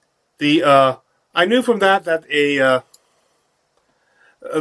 a group of scorpions is called a cyclone. But I looked it up. Apparently, they're also called Scourge and stuff. And I was going to go with one of those when in the title, one bug, so. But with the most common was bed. And after I realized that I think a murder swarm wasn't going to die because murder is for crows, not nightingales, I decided to go with bed instead as Sorry for getting off topic, but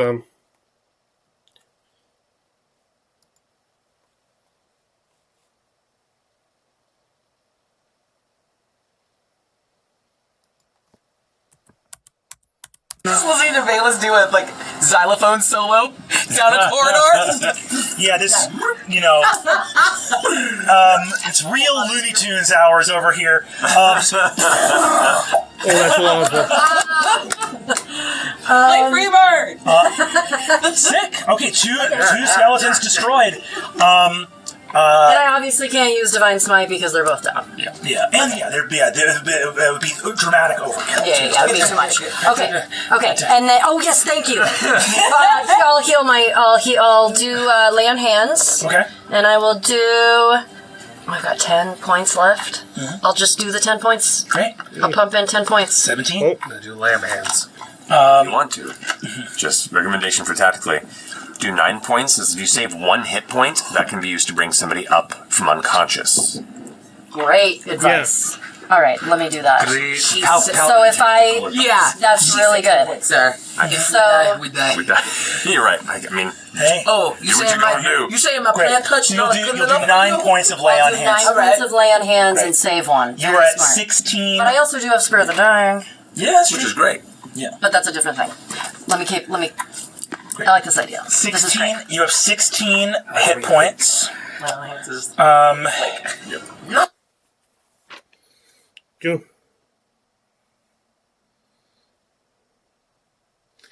Julian, due to the casting of Tasha's Land Aid and the revelation of what this desert used to be, can see someone. However, he is because since Matt rolled bad and stuff, because it's only briefly. Then his eyes starting to get more accustomed. Get a brief. The flash actually blinds him, so he go.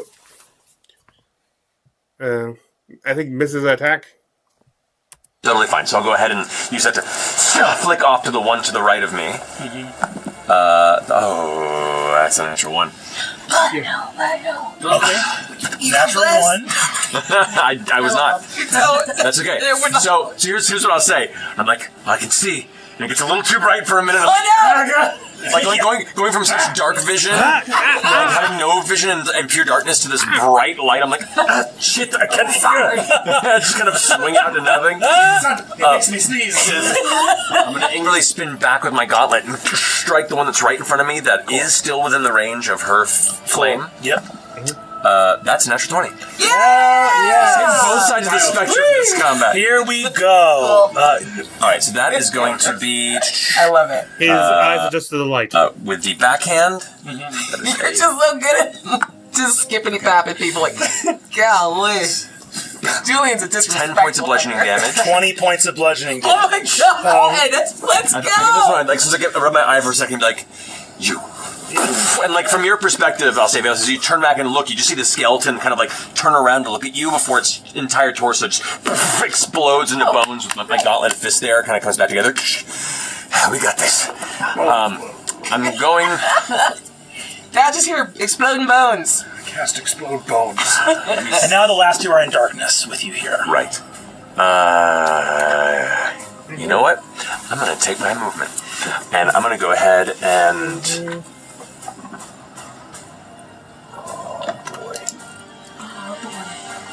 I'm going to see. Is that one in front of Taisha still present? Yes. Okay. Wait, I thought that was the one that got melted by... Oh, sorry. Melted. Done. Yeah. Donezo. All right. You know what? I'm going to stay there.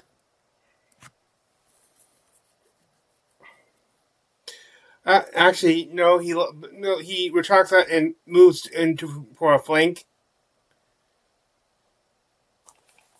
But he does take a hit from an opportunity attack from Nessa for 6 damage. Optus Misty steps, and then from his new position, gets a crit with a firebolt on the crystal for 20 damage, shattering it. He remembers a conversation with his father, saying how when he's trying to convince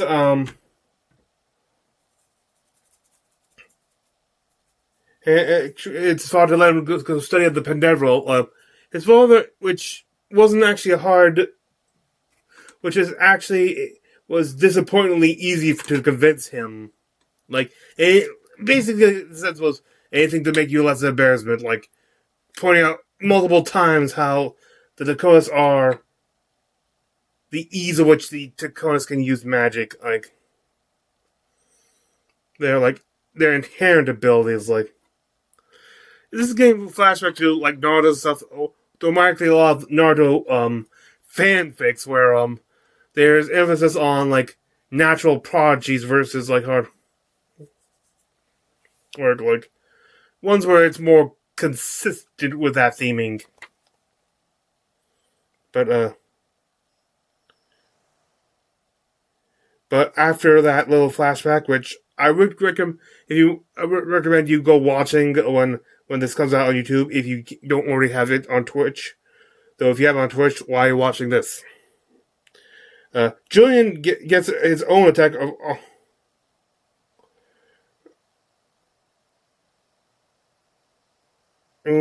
gets an opportunity attack which hits despite disadvantage.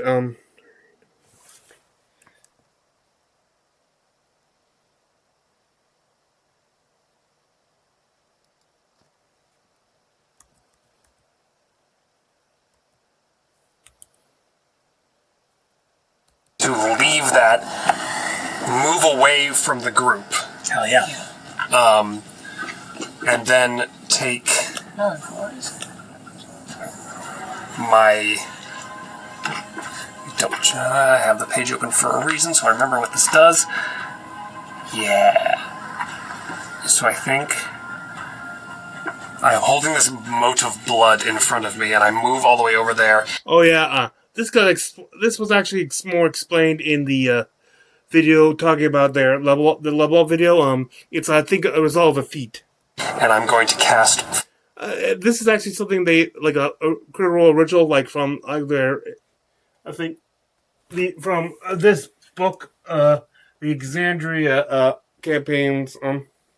False life on myself. Hell yeah. Giving myself 2d4.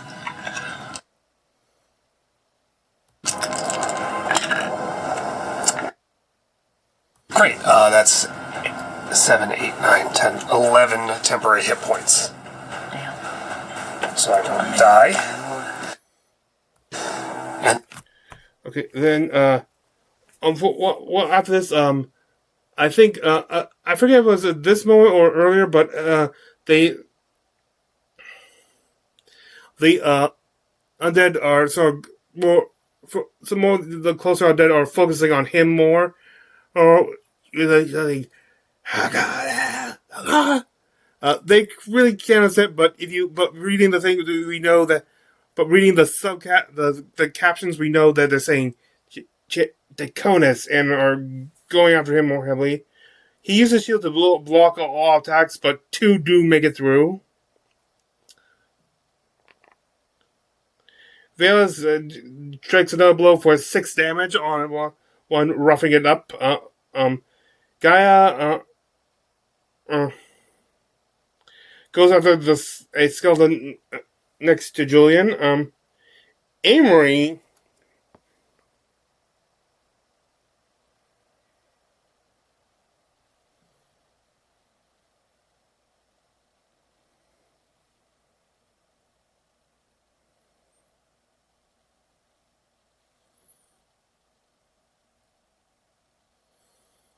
I'm guessing that was supposed to be it. Laws of magic existing immutably, not as the pronouncements of a ruler, but rather that the greatest laws are merely the descriptions of cause and effect. Mm-hmm. Great magic thrives on principle. And there are certain principles at work here. And looking at that globe of blood floating around you, it is a precious thing. It is what gave your body life. Your body used to be able to make more of it, and now all the blood that you will ever have exists in static form here, as precious as rubies, as life-giving as fire. And now it glows with a ruby fire illuminating the interior of a tent. Hang on.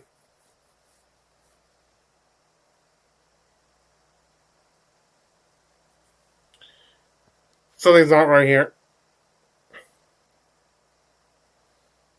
Okay, I think I screwed up one of the time zone though. They hit. Something that can't fuck up. Let's that go. helps. The light is. As of now on, they. Sorry, I think right around Julian hit his last opportunity attack. Sorry. She casts Radiant Flame and deals 5 points of damage to Dame Gaia, who goes, ah! It was light for a moment.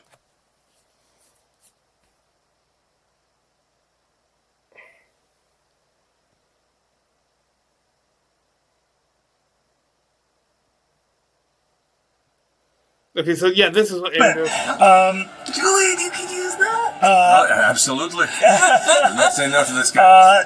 Tasha and Velas, that's your turn. Okay, there's definitely one I messed up, but I'm not going back. You go first. Oof, okay.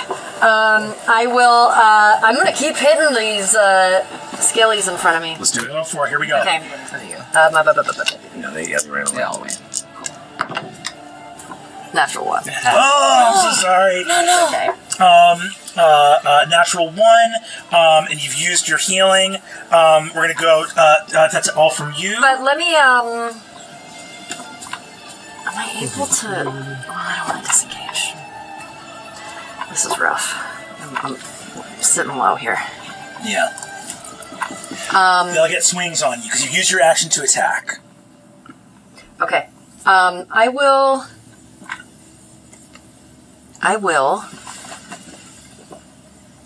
do nothing. Okay. We have much of our party is looking bloody right now. I'll remind you guys also. You know what? You Shield do of have Faith. I'll do Shield of Faith myself. Shield of Faith yourself. I was also going to say you guys do have desperate measures in front of you. Just looking at that. So you do, if you wanted to Okay, yeah, Andrew.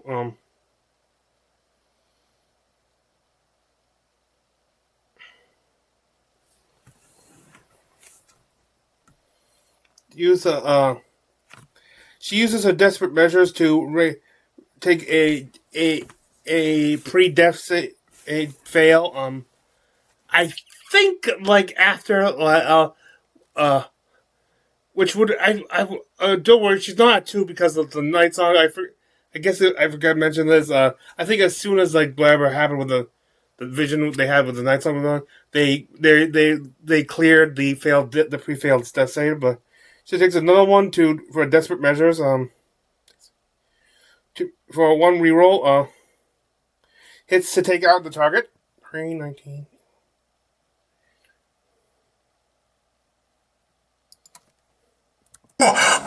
and 2 skeletons are laid low before you. But could you imagine in a fight that we would have Great. rolling out control 1 on your death save? Probably wouldn't happen. No. I can't even imagine it. Who would imagine? Because that's 2 deaths. So I mean, if she goes down and gets a natural 1, that's instant death. I've never seen it. Never seen it. Exists. I don't think that happens. No, I don't think so either. Are you still casting Shield of Faith, or are you feeling a little more confident now? Oh yeah, do you want to cast Shield of Faith, or how are you feeling? I want to I'm going to save it. Yeah, I'm going to save it. Probably not. I'm going to save it. Hell yes. Yeah. Julian, that is your turn. Let's go, big dog. Hell yeah, Bayless. As everyone rushes towards you, it's like... I look over towards you, Vales, and I'm like, she's got this. I look over, How you're many like... battles are we leaving Vales being like, you got it? She's just like, teeth knocked out. I know. I'm good, Debbie. I forgot what Julian does on turn. We'll sleep it off. The initiative tracker has... Oh, sorry. He got to Julian, but then he realized, oh wait, those Valus and Taisha have the same initiative, with usually Taisha going first, but he forgot that she hasn't gone, so it's now Taisha's turn and hits with a Shillelagh cantrip to shatter a skeleton.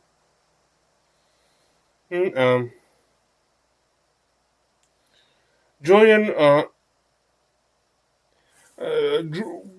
seeing the gap she made it in the skeleton's lines, rushes in, goes in with a sword strike, then goes in to pulverize his spine with his Devil Gauntlet. Octus,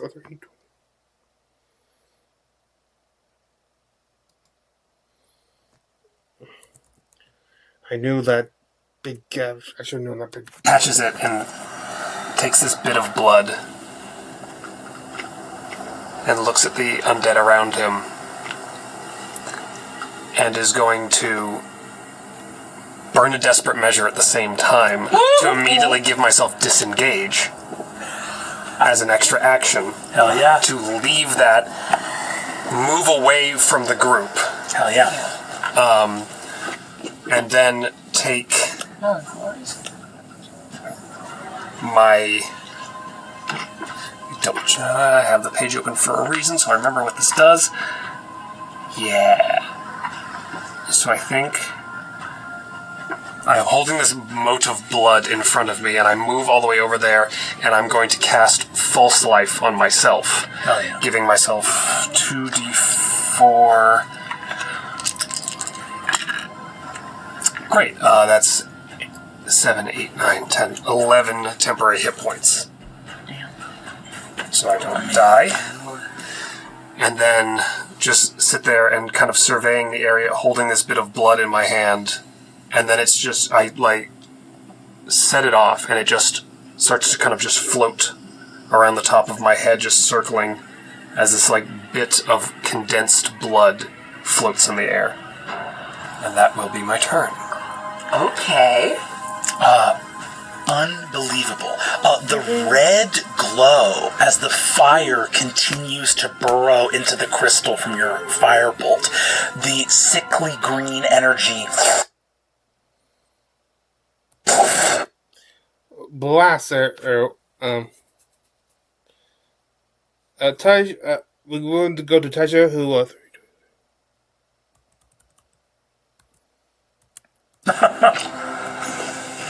You see, Julian's getting ready to strike, and it's just like. Well, do you remember Ed Bless? You don't leave me.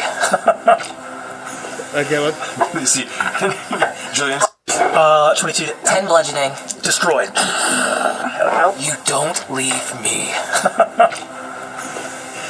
You see, Julian's getting ready to strike, and it's just like. Well, do you remember Ed Bless? I'm in a way better Plus 3, place 15? now. 15 hits! Right? Just push that in your wedding. 13 hit points and 11 temper. Dallas hits and drops another one. Bring us down to the last skeleton.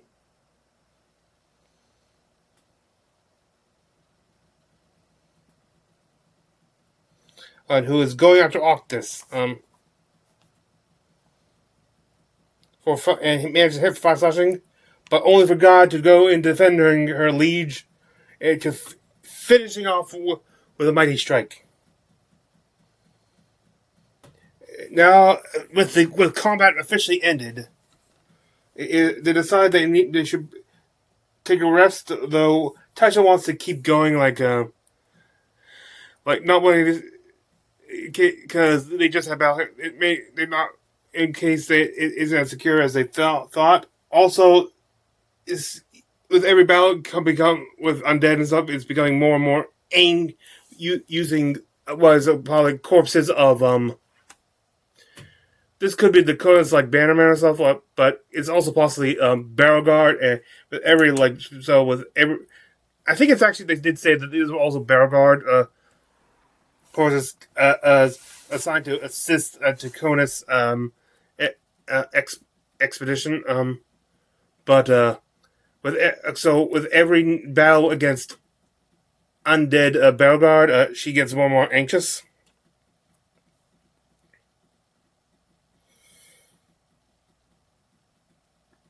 But Julian says he wants to take a rest here, specifically so he could start and starts piling bones.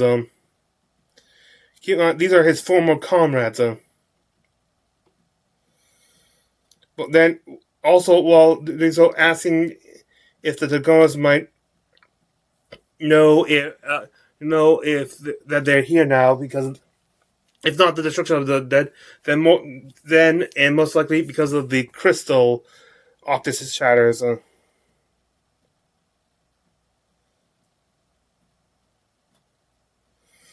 Octus says they may take a little bit here, but really should look for a different rest site, because they are more, as he knows, thinks about the Dakonas having more instinctual magic, like ease of magic. They also more linked to it, so they could probably feel like anything they create magically they could probably potentially feel that connection go.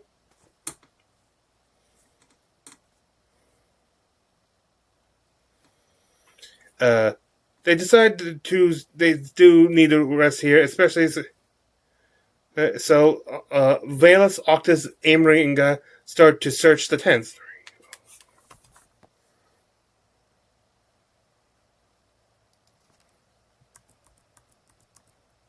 5 helped. Yeah. 22. 22. You guys go over to the Taconis tents.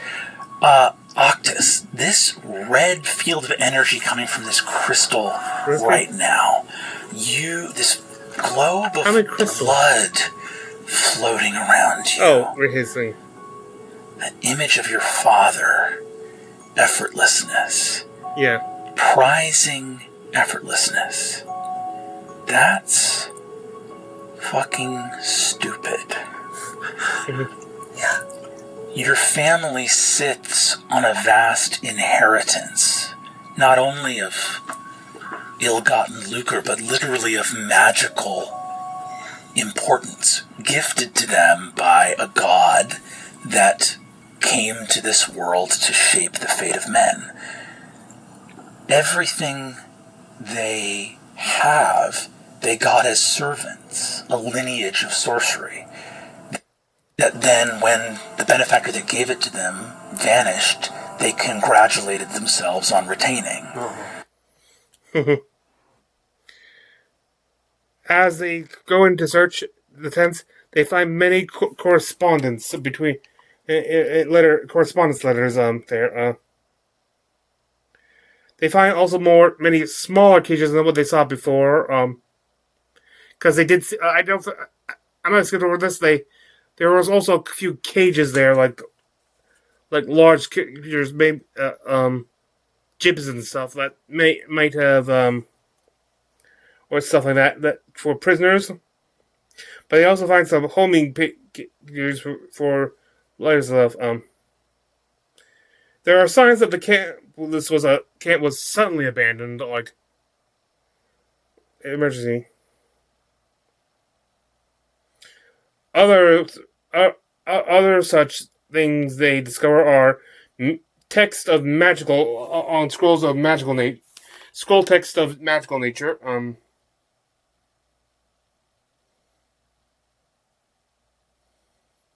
To help keep on going with the search, Tasha cast guidance on Octus. Then she goes and helps with Julian with collecting the bones of the fallen bear guard. Both wondering if they knew any of these skeletons and when they once yet braved.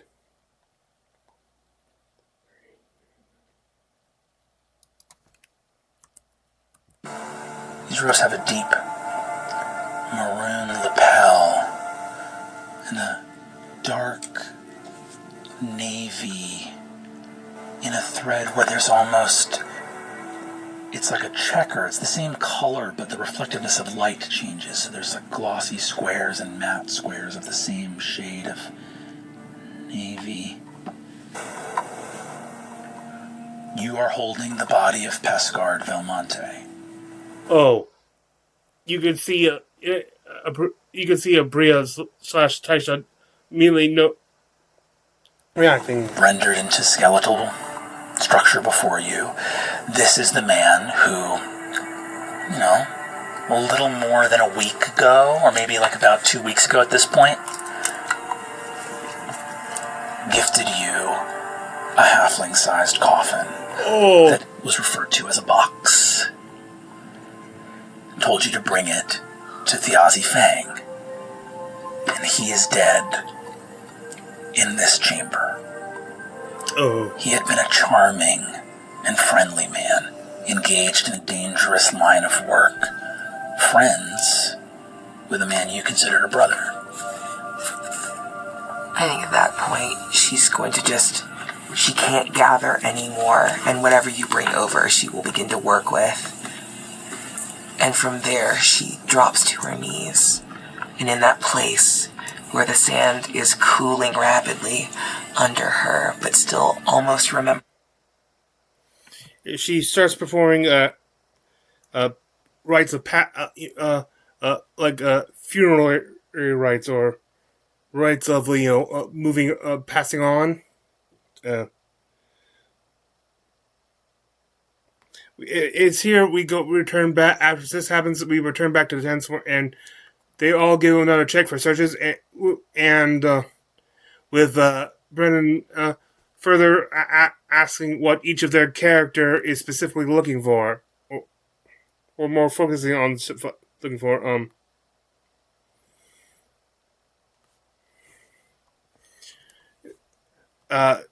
Valus is looking for any recurring names, or so, especially looking for Octus's name. In any of the writings, Octus is especially focused on the potions, with help from Amory.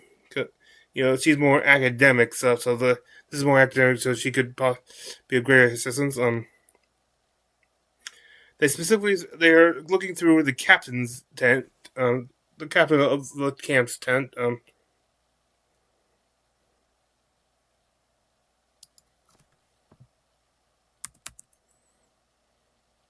In the hand of.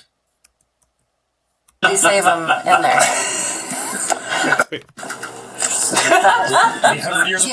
Really great comprehension skills. Let's really save them in there. I guess this was a bad You save. find journal entries in this place. You find some journal entries in this place that seem to indicate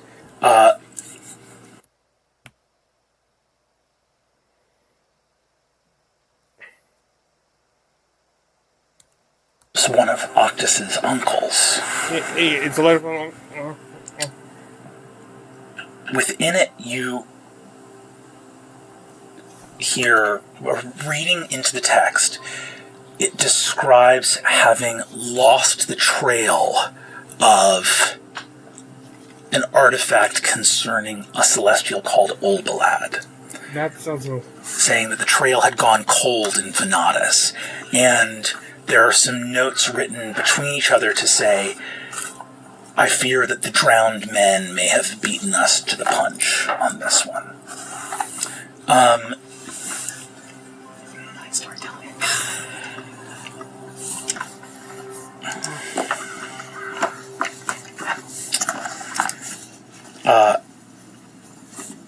You find other missives here written between the head of this excavation site, explaining... There'll be a lot of clips here. Our most recent findings were from about 2.5 months ago. The final experiment was a failure and wasted our last supplies of osment, a word that you do not recognize. O-S-S-E-M-E-N-T. OSS. E-M-E-N-T. Osman. Okay. I'm not sure if they've heard that one, actually. A response you see in some correspondence there says,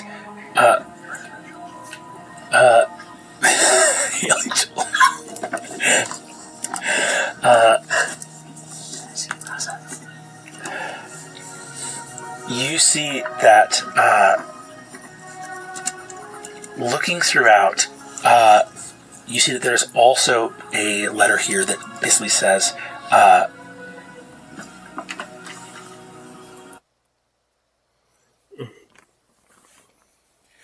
it says that the Halovars are a dead end. They're more this whatever light it seems to give them immunity to the seizure. They find a letter from Primus Deconus himself.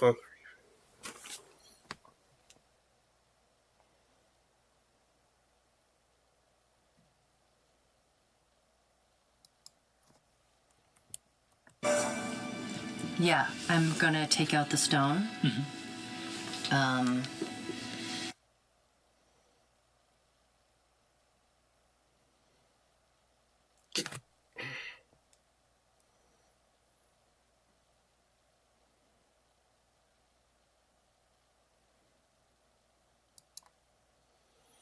Oh, good.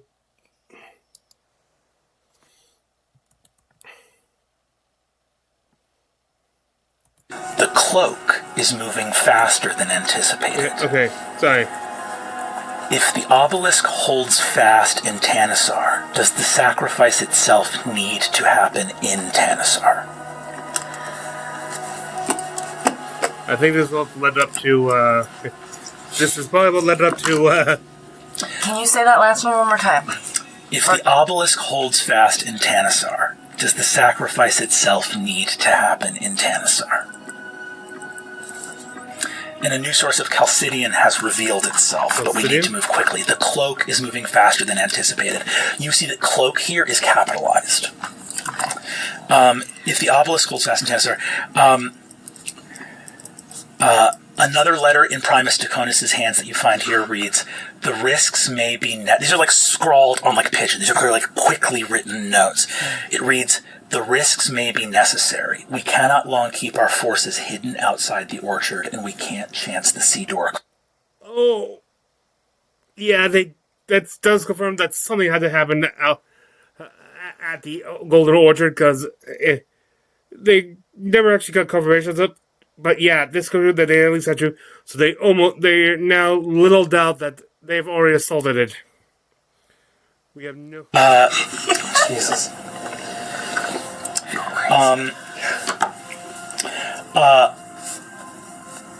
In the other tent, going on a 30.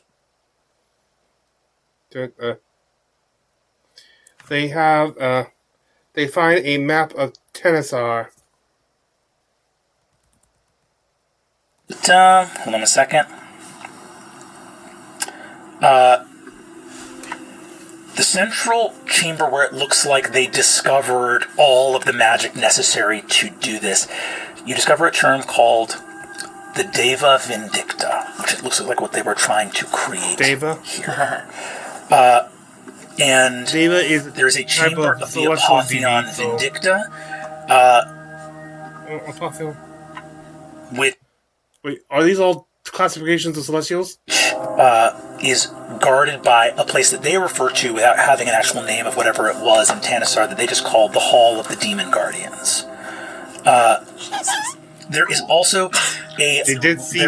She did send a Phoenix presence. A long bridge going over a subterranean lake that goes to a place called the Apotheotic Obelisk. I just saw something. Demon presence and a lake and a hot over and underground owned bridge over a subterranean lake. Does anyone get since a "you shall not pass" moment coming? Those words could mean something different in Oberdinian. Yeah. Oberdur. Yeah, there's a whole chamber with just like a couple of guys hanging out with dogs that are like, "We're garden." Yeah. It's in a garden. It's in a garden. Yeah. What they also identify on the map is was like an ancient funeral preparation room. Also something that's known as the creature's hiding place.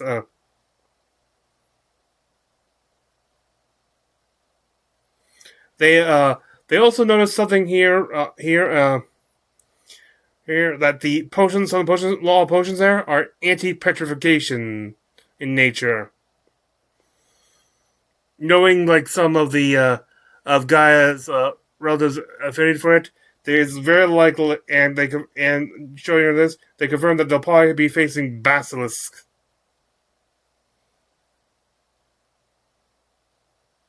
For all we know, this is where they got the one that the soldiers found.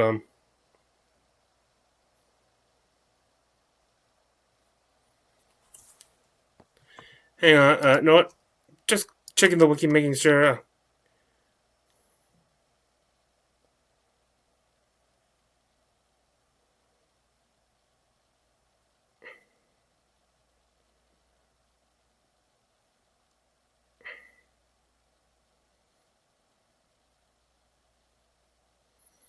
Yeah,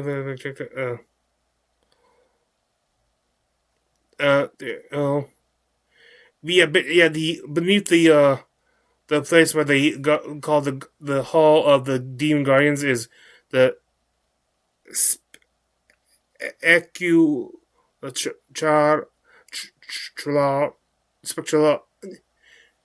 It's on the wiki. So you need a veil.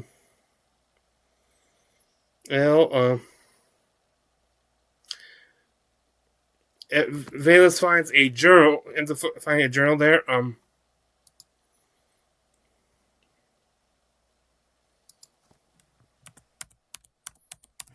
grafting of the calcidial prosthesis. Prosthesis, like a attachment? I will Mitches thwarted the graft. What's that?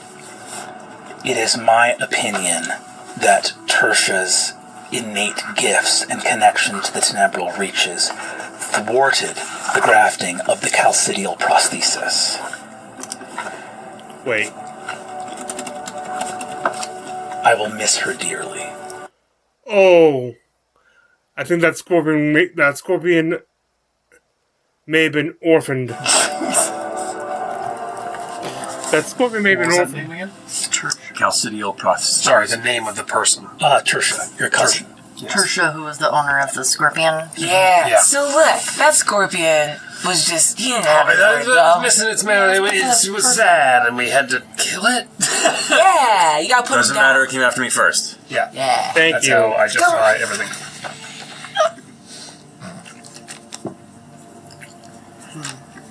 Okay. You believe that these other chambers will have the answers you seek about maybe these terms and what they mean here. Possibly a place where the rest of the barrel guard fled to. Yeah.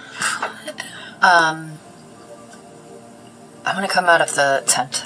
Is that Yeah. yeah? Is that okay? Yeah. Or am I Is just that, in is here? that okay? Yeah. Yeah. Stay in the tent. Yeah. I'm gonna walk out. Yeah.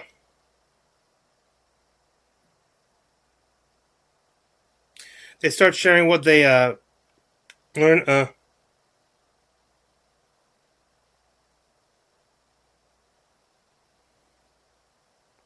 Valus attempts to grab the skull of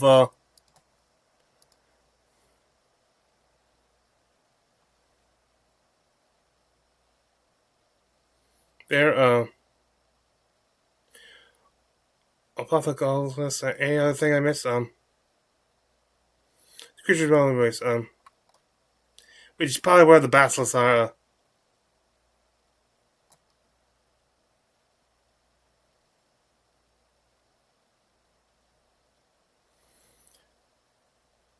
She ends up getting the skull of one of the skulls that Valus is, that they're of the things, and but Taisha, who's keep in mind still having some religious differences over her, immediately grabs her arm too. But she is released when he explains what she's going to do, like which is use the stone's ability to speak with dead. And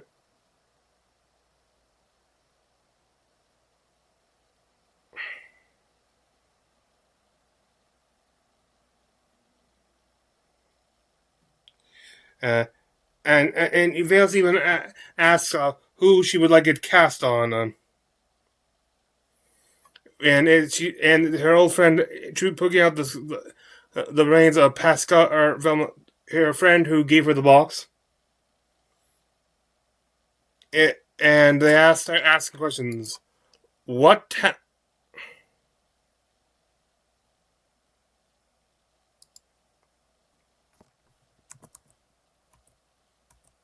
Can answer my question. Okay. Ask what happened. What happened here? I'll tell you what I know. If you can answer my questions. Real quick, just to make, because I'm been paranoid, but okay. It has been recording. As well. Because I think what happened here was chaos. That's all for this episode of Critical Role. What are you doing?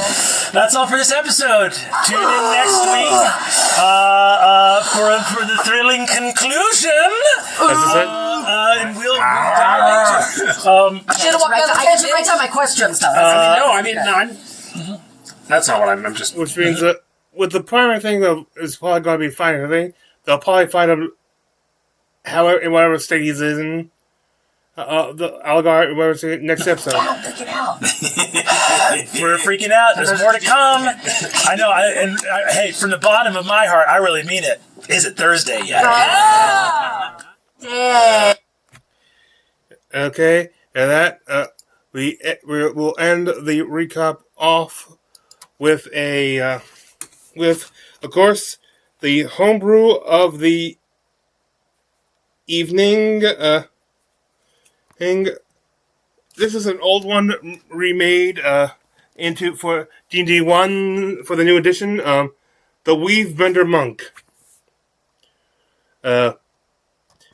Weave benders have come to the realization that the weave of magic flows through everything. Through losing themselves in the world around them, they recognize the feel of the weave and can use their key to synchronize with it. This was, as I said, originally one of my 5e creations, remade here. It is the tertiary caster of monks. It is to monks what arcane knights and Eldritch Knights and Arcane Trickster are to fighters and rogues. And such has the same rules for spell casting, like old thing. Though where they can learn up to 3 cantrips of their choice. Be warned that unlike those who have, well, first off, I should probably mention this. The spellcasting ability is normal. While the other two were tertiary casters used intelligence because they used the wizard spell list. This uses the sorcerer's list, but because they already have a mental based stat requirement for monks, they end up going with wisdom instead of charisma or intelligence. But D spell CC is 8 plus proficiency plus the modifier, which is wisdom. Same thing is proficiency bonus plus wisdom modifier for attack. I think even in my old the 5e, where usually except for a few spells spells both the Arcane Trickster and Eldritch Knights had most of their spells had to be from 2 specific schools of magic. I didn't even have it. I don't think I even had that in my original Weave Bender, which matters very little. But now that I think that restriction is gone from the new Arcane Trickster and Eldritch Knights of like I still call D&D 1. Explains your spells known and own. Keep in mind that you'll only have up to 4th level spells. Those at higher level, you're gonna do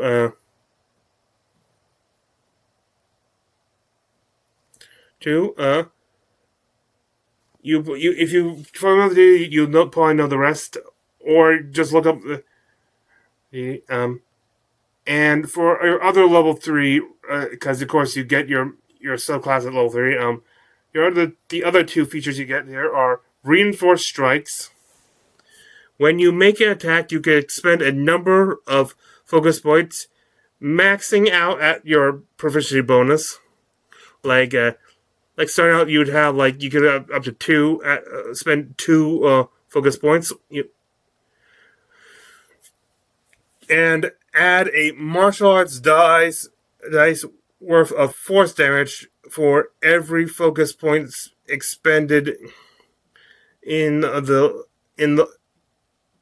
blow, which allows it to overcome non-magical resistance.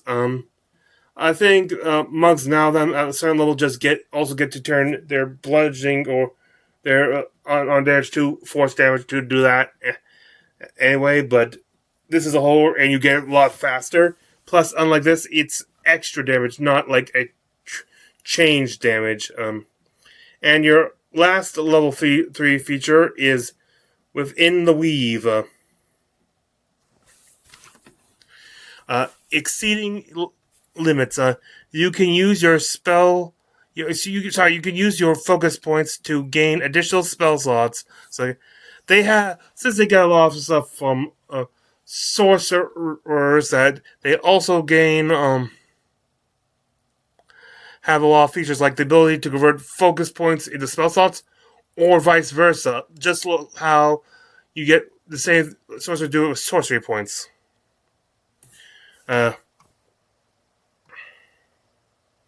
Unlike there where they have a specific table where that's like one more until it's a certain level that when it jumps. Here, and this is actually something I changed because it was actually a little similar to, if not slightly more efficient.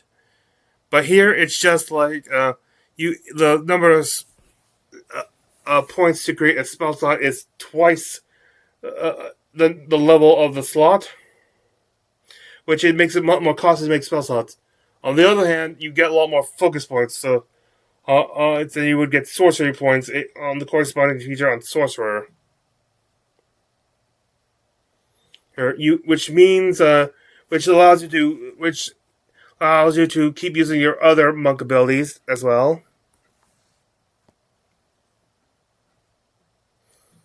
Well, you're still got a lot of focus on melee despite having spellcasting now. You can create spell slots no higher than the level what you already have available. You can't create a level a third level spell slot if you're only at ninth monk level. You get any spell slots created with this feature vanish when you finish a long rest. And converting the spell slot, yeah, like I said, it's the same thing as the.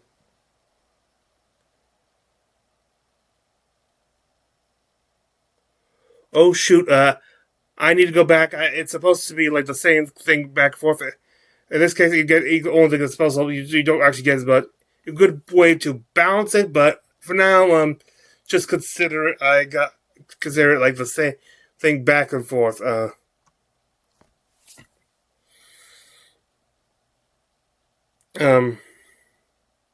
maybe I should write in the comments what you think. If I should correct that or not.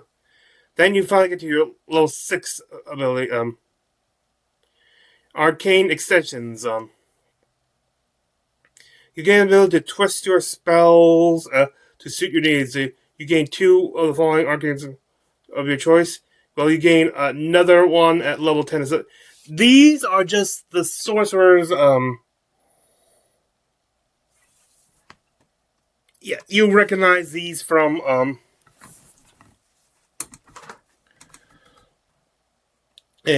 You'll recognize these as the meta magic options from the sorcerer class. I think I left out 2 of the 2 options. Like they don't have 2 of the options there. However, they have their own. So you can get the same thing by. So you can get them just by reading them on the sorcerer list. But the ones you get are, because they're still called the same thing, the individual options are called the same thing, careful, distance, empowered, extended, quickened, subtle, and twinned.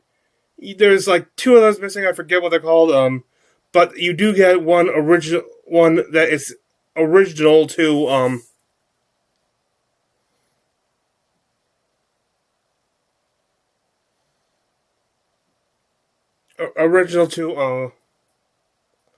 this, which is Fierce Spells. This extension can be used multiple times per turn. When you make an attack, you can spend a number of focus points to cast a spell in place of an attack. Unless, of course, the spell has a semantic component and has a range of touch, then the attack. You can choose to have the attack continue and be the semantic component. So you get the attack and the spell. Number of focus points spent equals the level of spell times the number of uses of this extension since the start of your turn. Plus 1.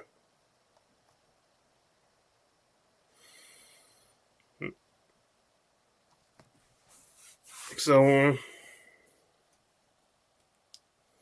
This if you overuse it, it can be one of the most costly options. Then you get directing the flow. When you make a saving throw against a spell or cast a spell that requires a saving throw, you can expend a number of focus points to strengthen either the saving throw or the DC of the spell. Specifically that spell. It does not last there. For every 2 focus points expended, you increase the saving throw roll or the spell DC by 1. Redirecting the flow. This one had the most revision out of all the options when translating this from 5e to D&D 1. Because originally extended, now you can deflect. Originally it was meant to use the deflect missile, and now you can use it on spells. But you can sort of do that now already with regular monks with deflect energy. So I had to restructure it to work. So now it is, if your deflect missile or energy feature was triggered by a spell, the amount of damage is doubled, and can use either wisdom or dexterity to reduce it. You can also spend focus points to further decrease the damage by 5 per point spent. Like I said, you can go. A lot of these features you can go through a lot of focus points with this class. In addition, if a spell's range exceeds 50 feet, your deflection range increases to the spell range instead of the usual 60 feet. For range, spells range, but the attack you must make is at disadvantage. Here comes the part that was hard to. Oh, that's really hard to translate. If you succeed in making a saving throw against this spell, spend 1 focus point. So you can also use it on spells you save against, then spells that have attack rolls. You spend 1 focus point to make a spell attack roll against a creature within this feature's range, which again also includes spell range, I think. This within this feature's range to reflect the damage or effect of the spell. It also works on non-damaging spells. If you land a hit, but keep on, and if it's a save or not. If the target makes the same saving throw you made using the same DC, not your DC, whoever casts its DC. Effects of spells being the same as normal. If the attack to redirected to a new target is a critical hit, the damage is doubled. And any DCs the DC is increased by 5. I think, hopefully this will do. I specifically chose to use this, bring this out now because there was, of course, we had a lot of talk with the flashback to Octus' father, though.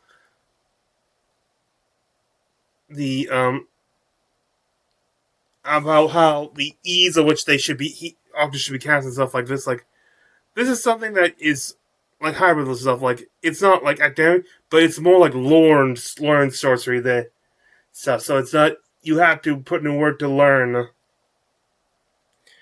Not just wait for it to your inheritance to come in. Nice little FU to the Godless. To Primus Decomposed. Anyway, thank you for joining me. This is Free Night Adventure, and I wish thee good fortune on the quest of life.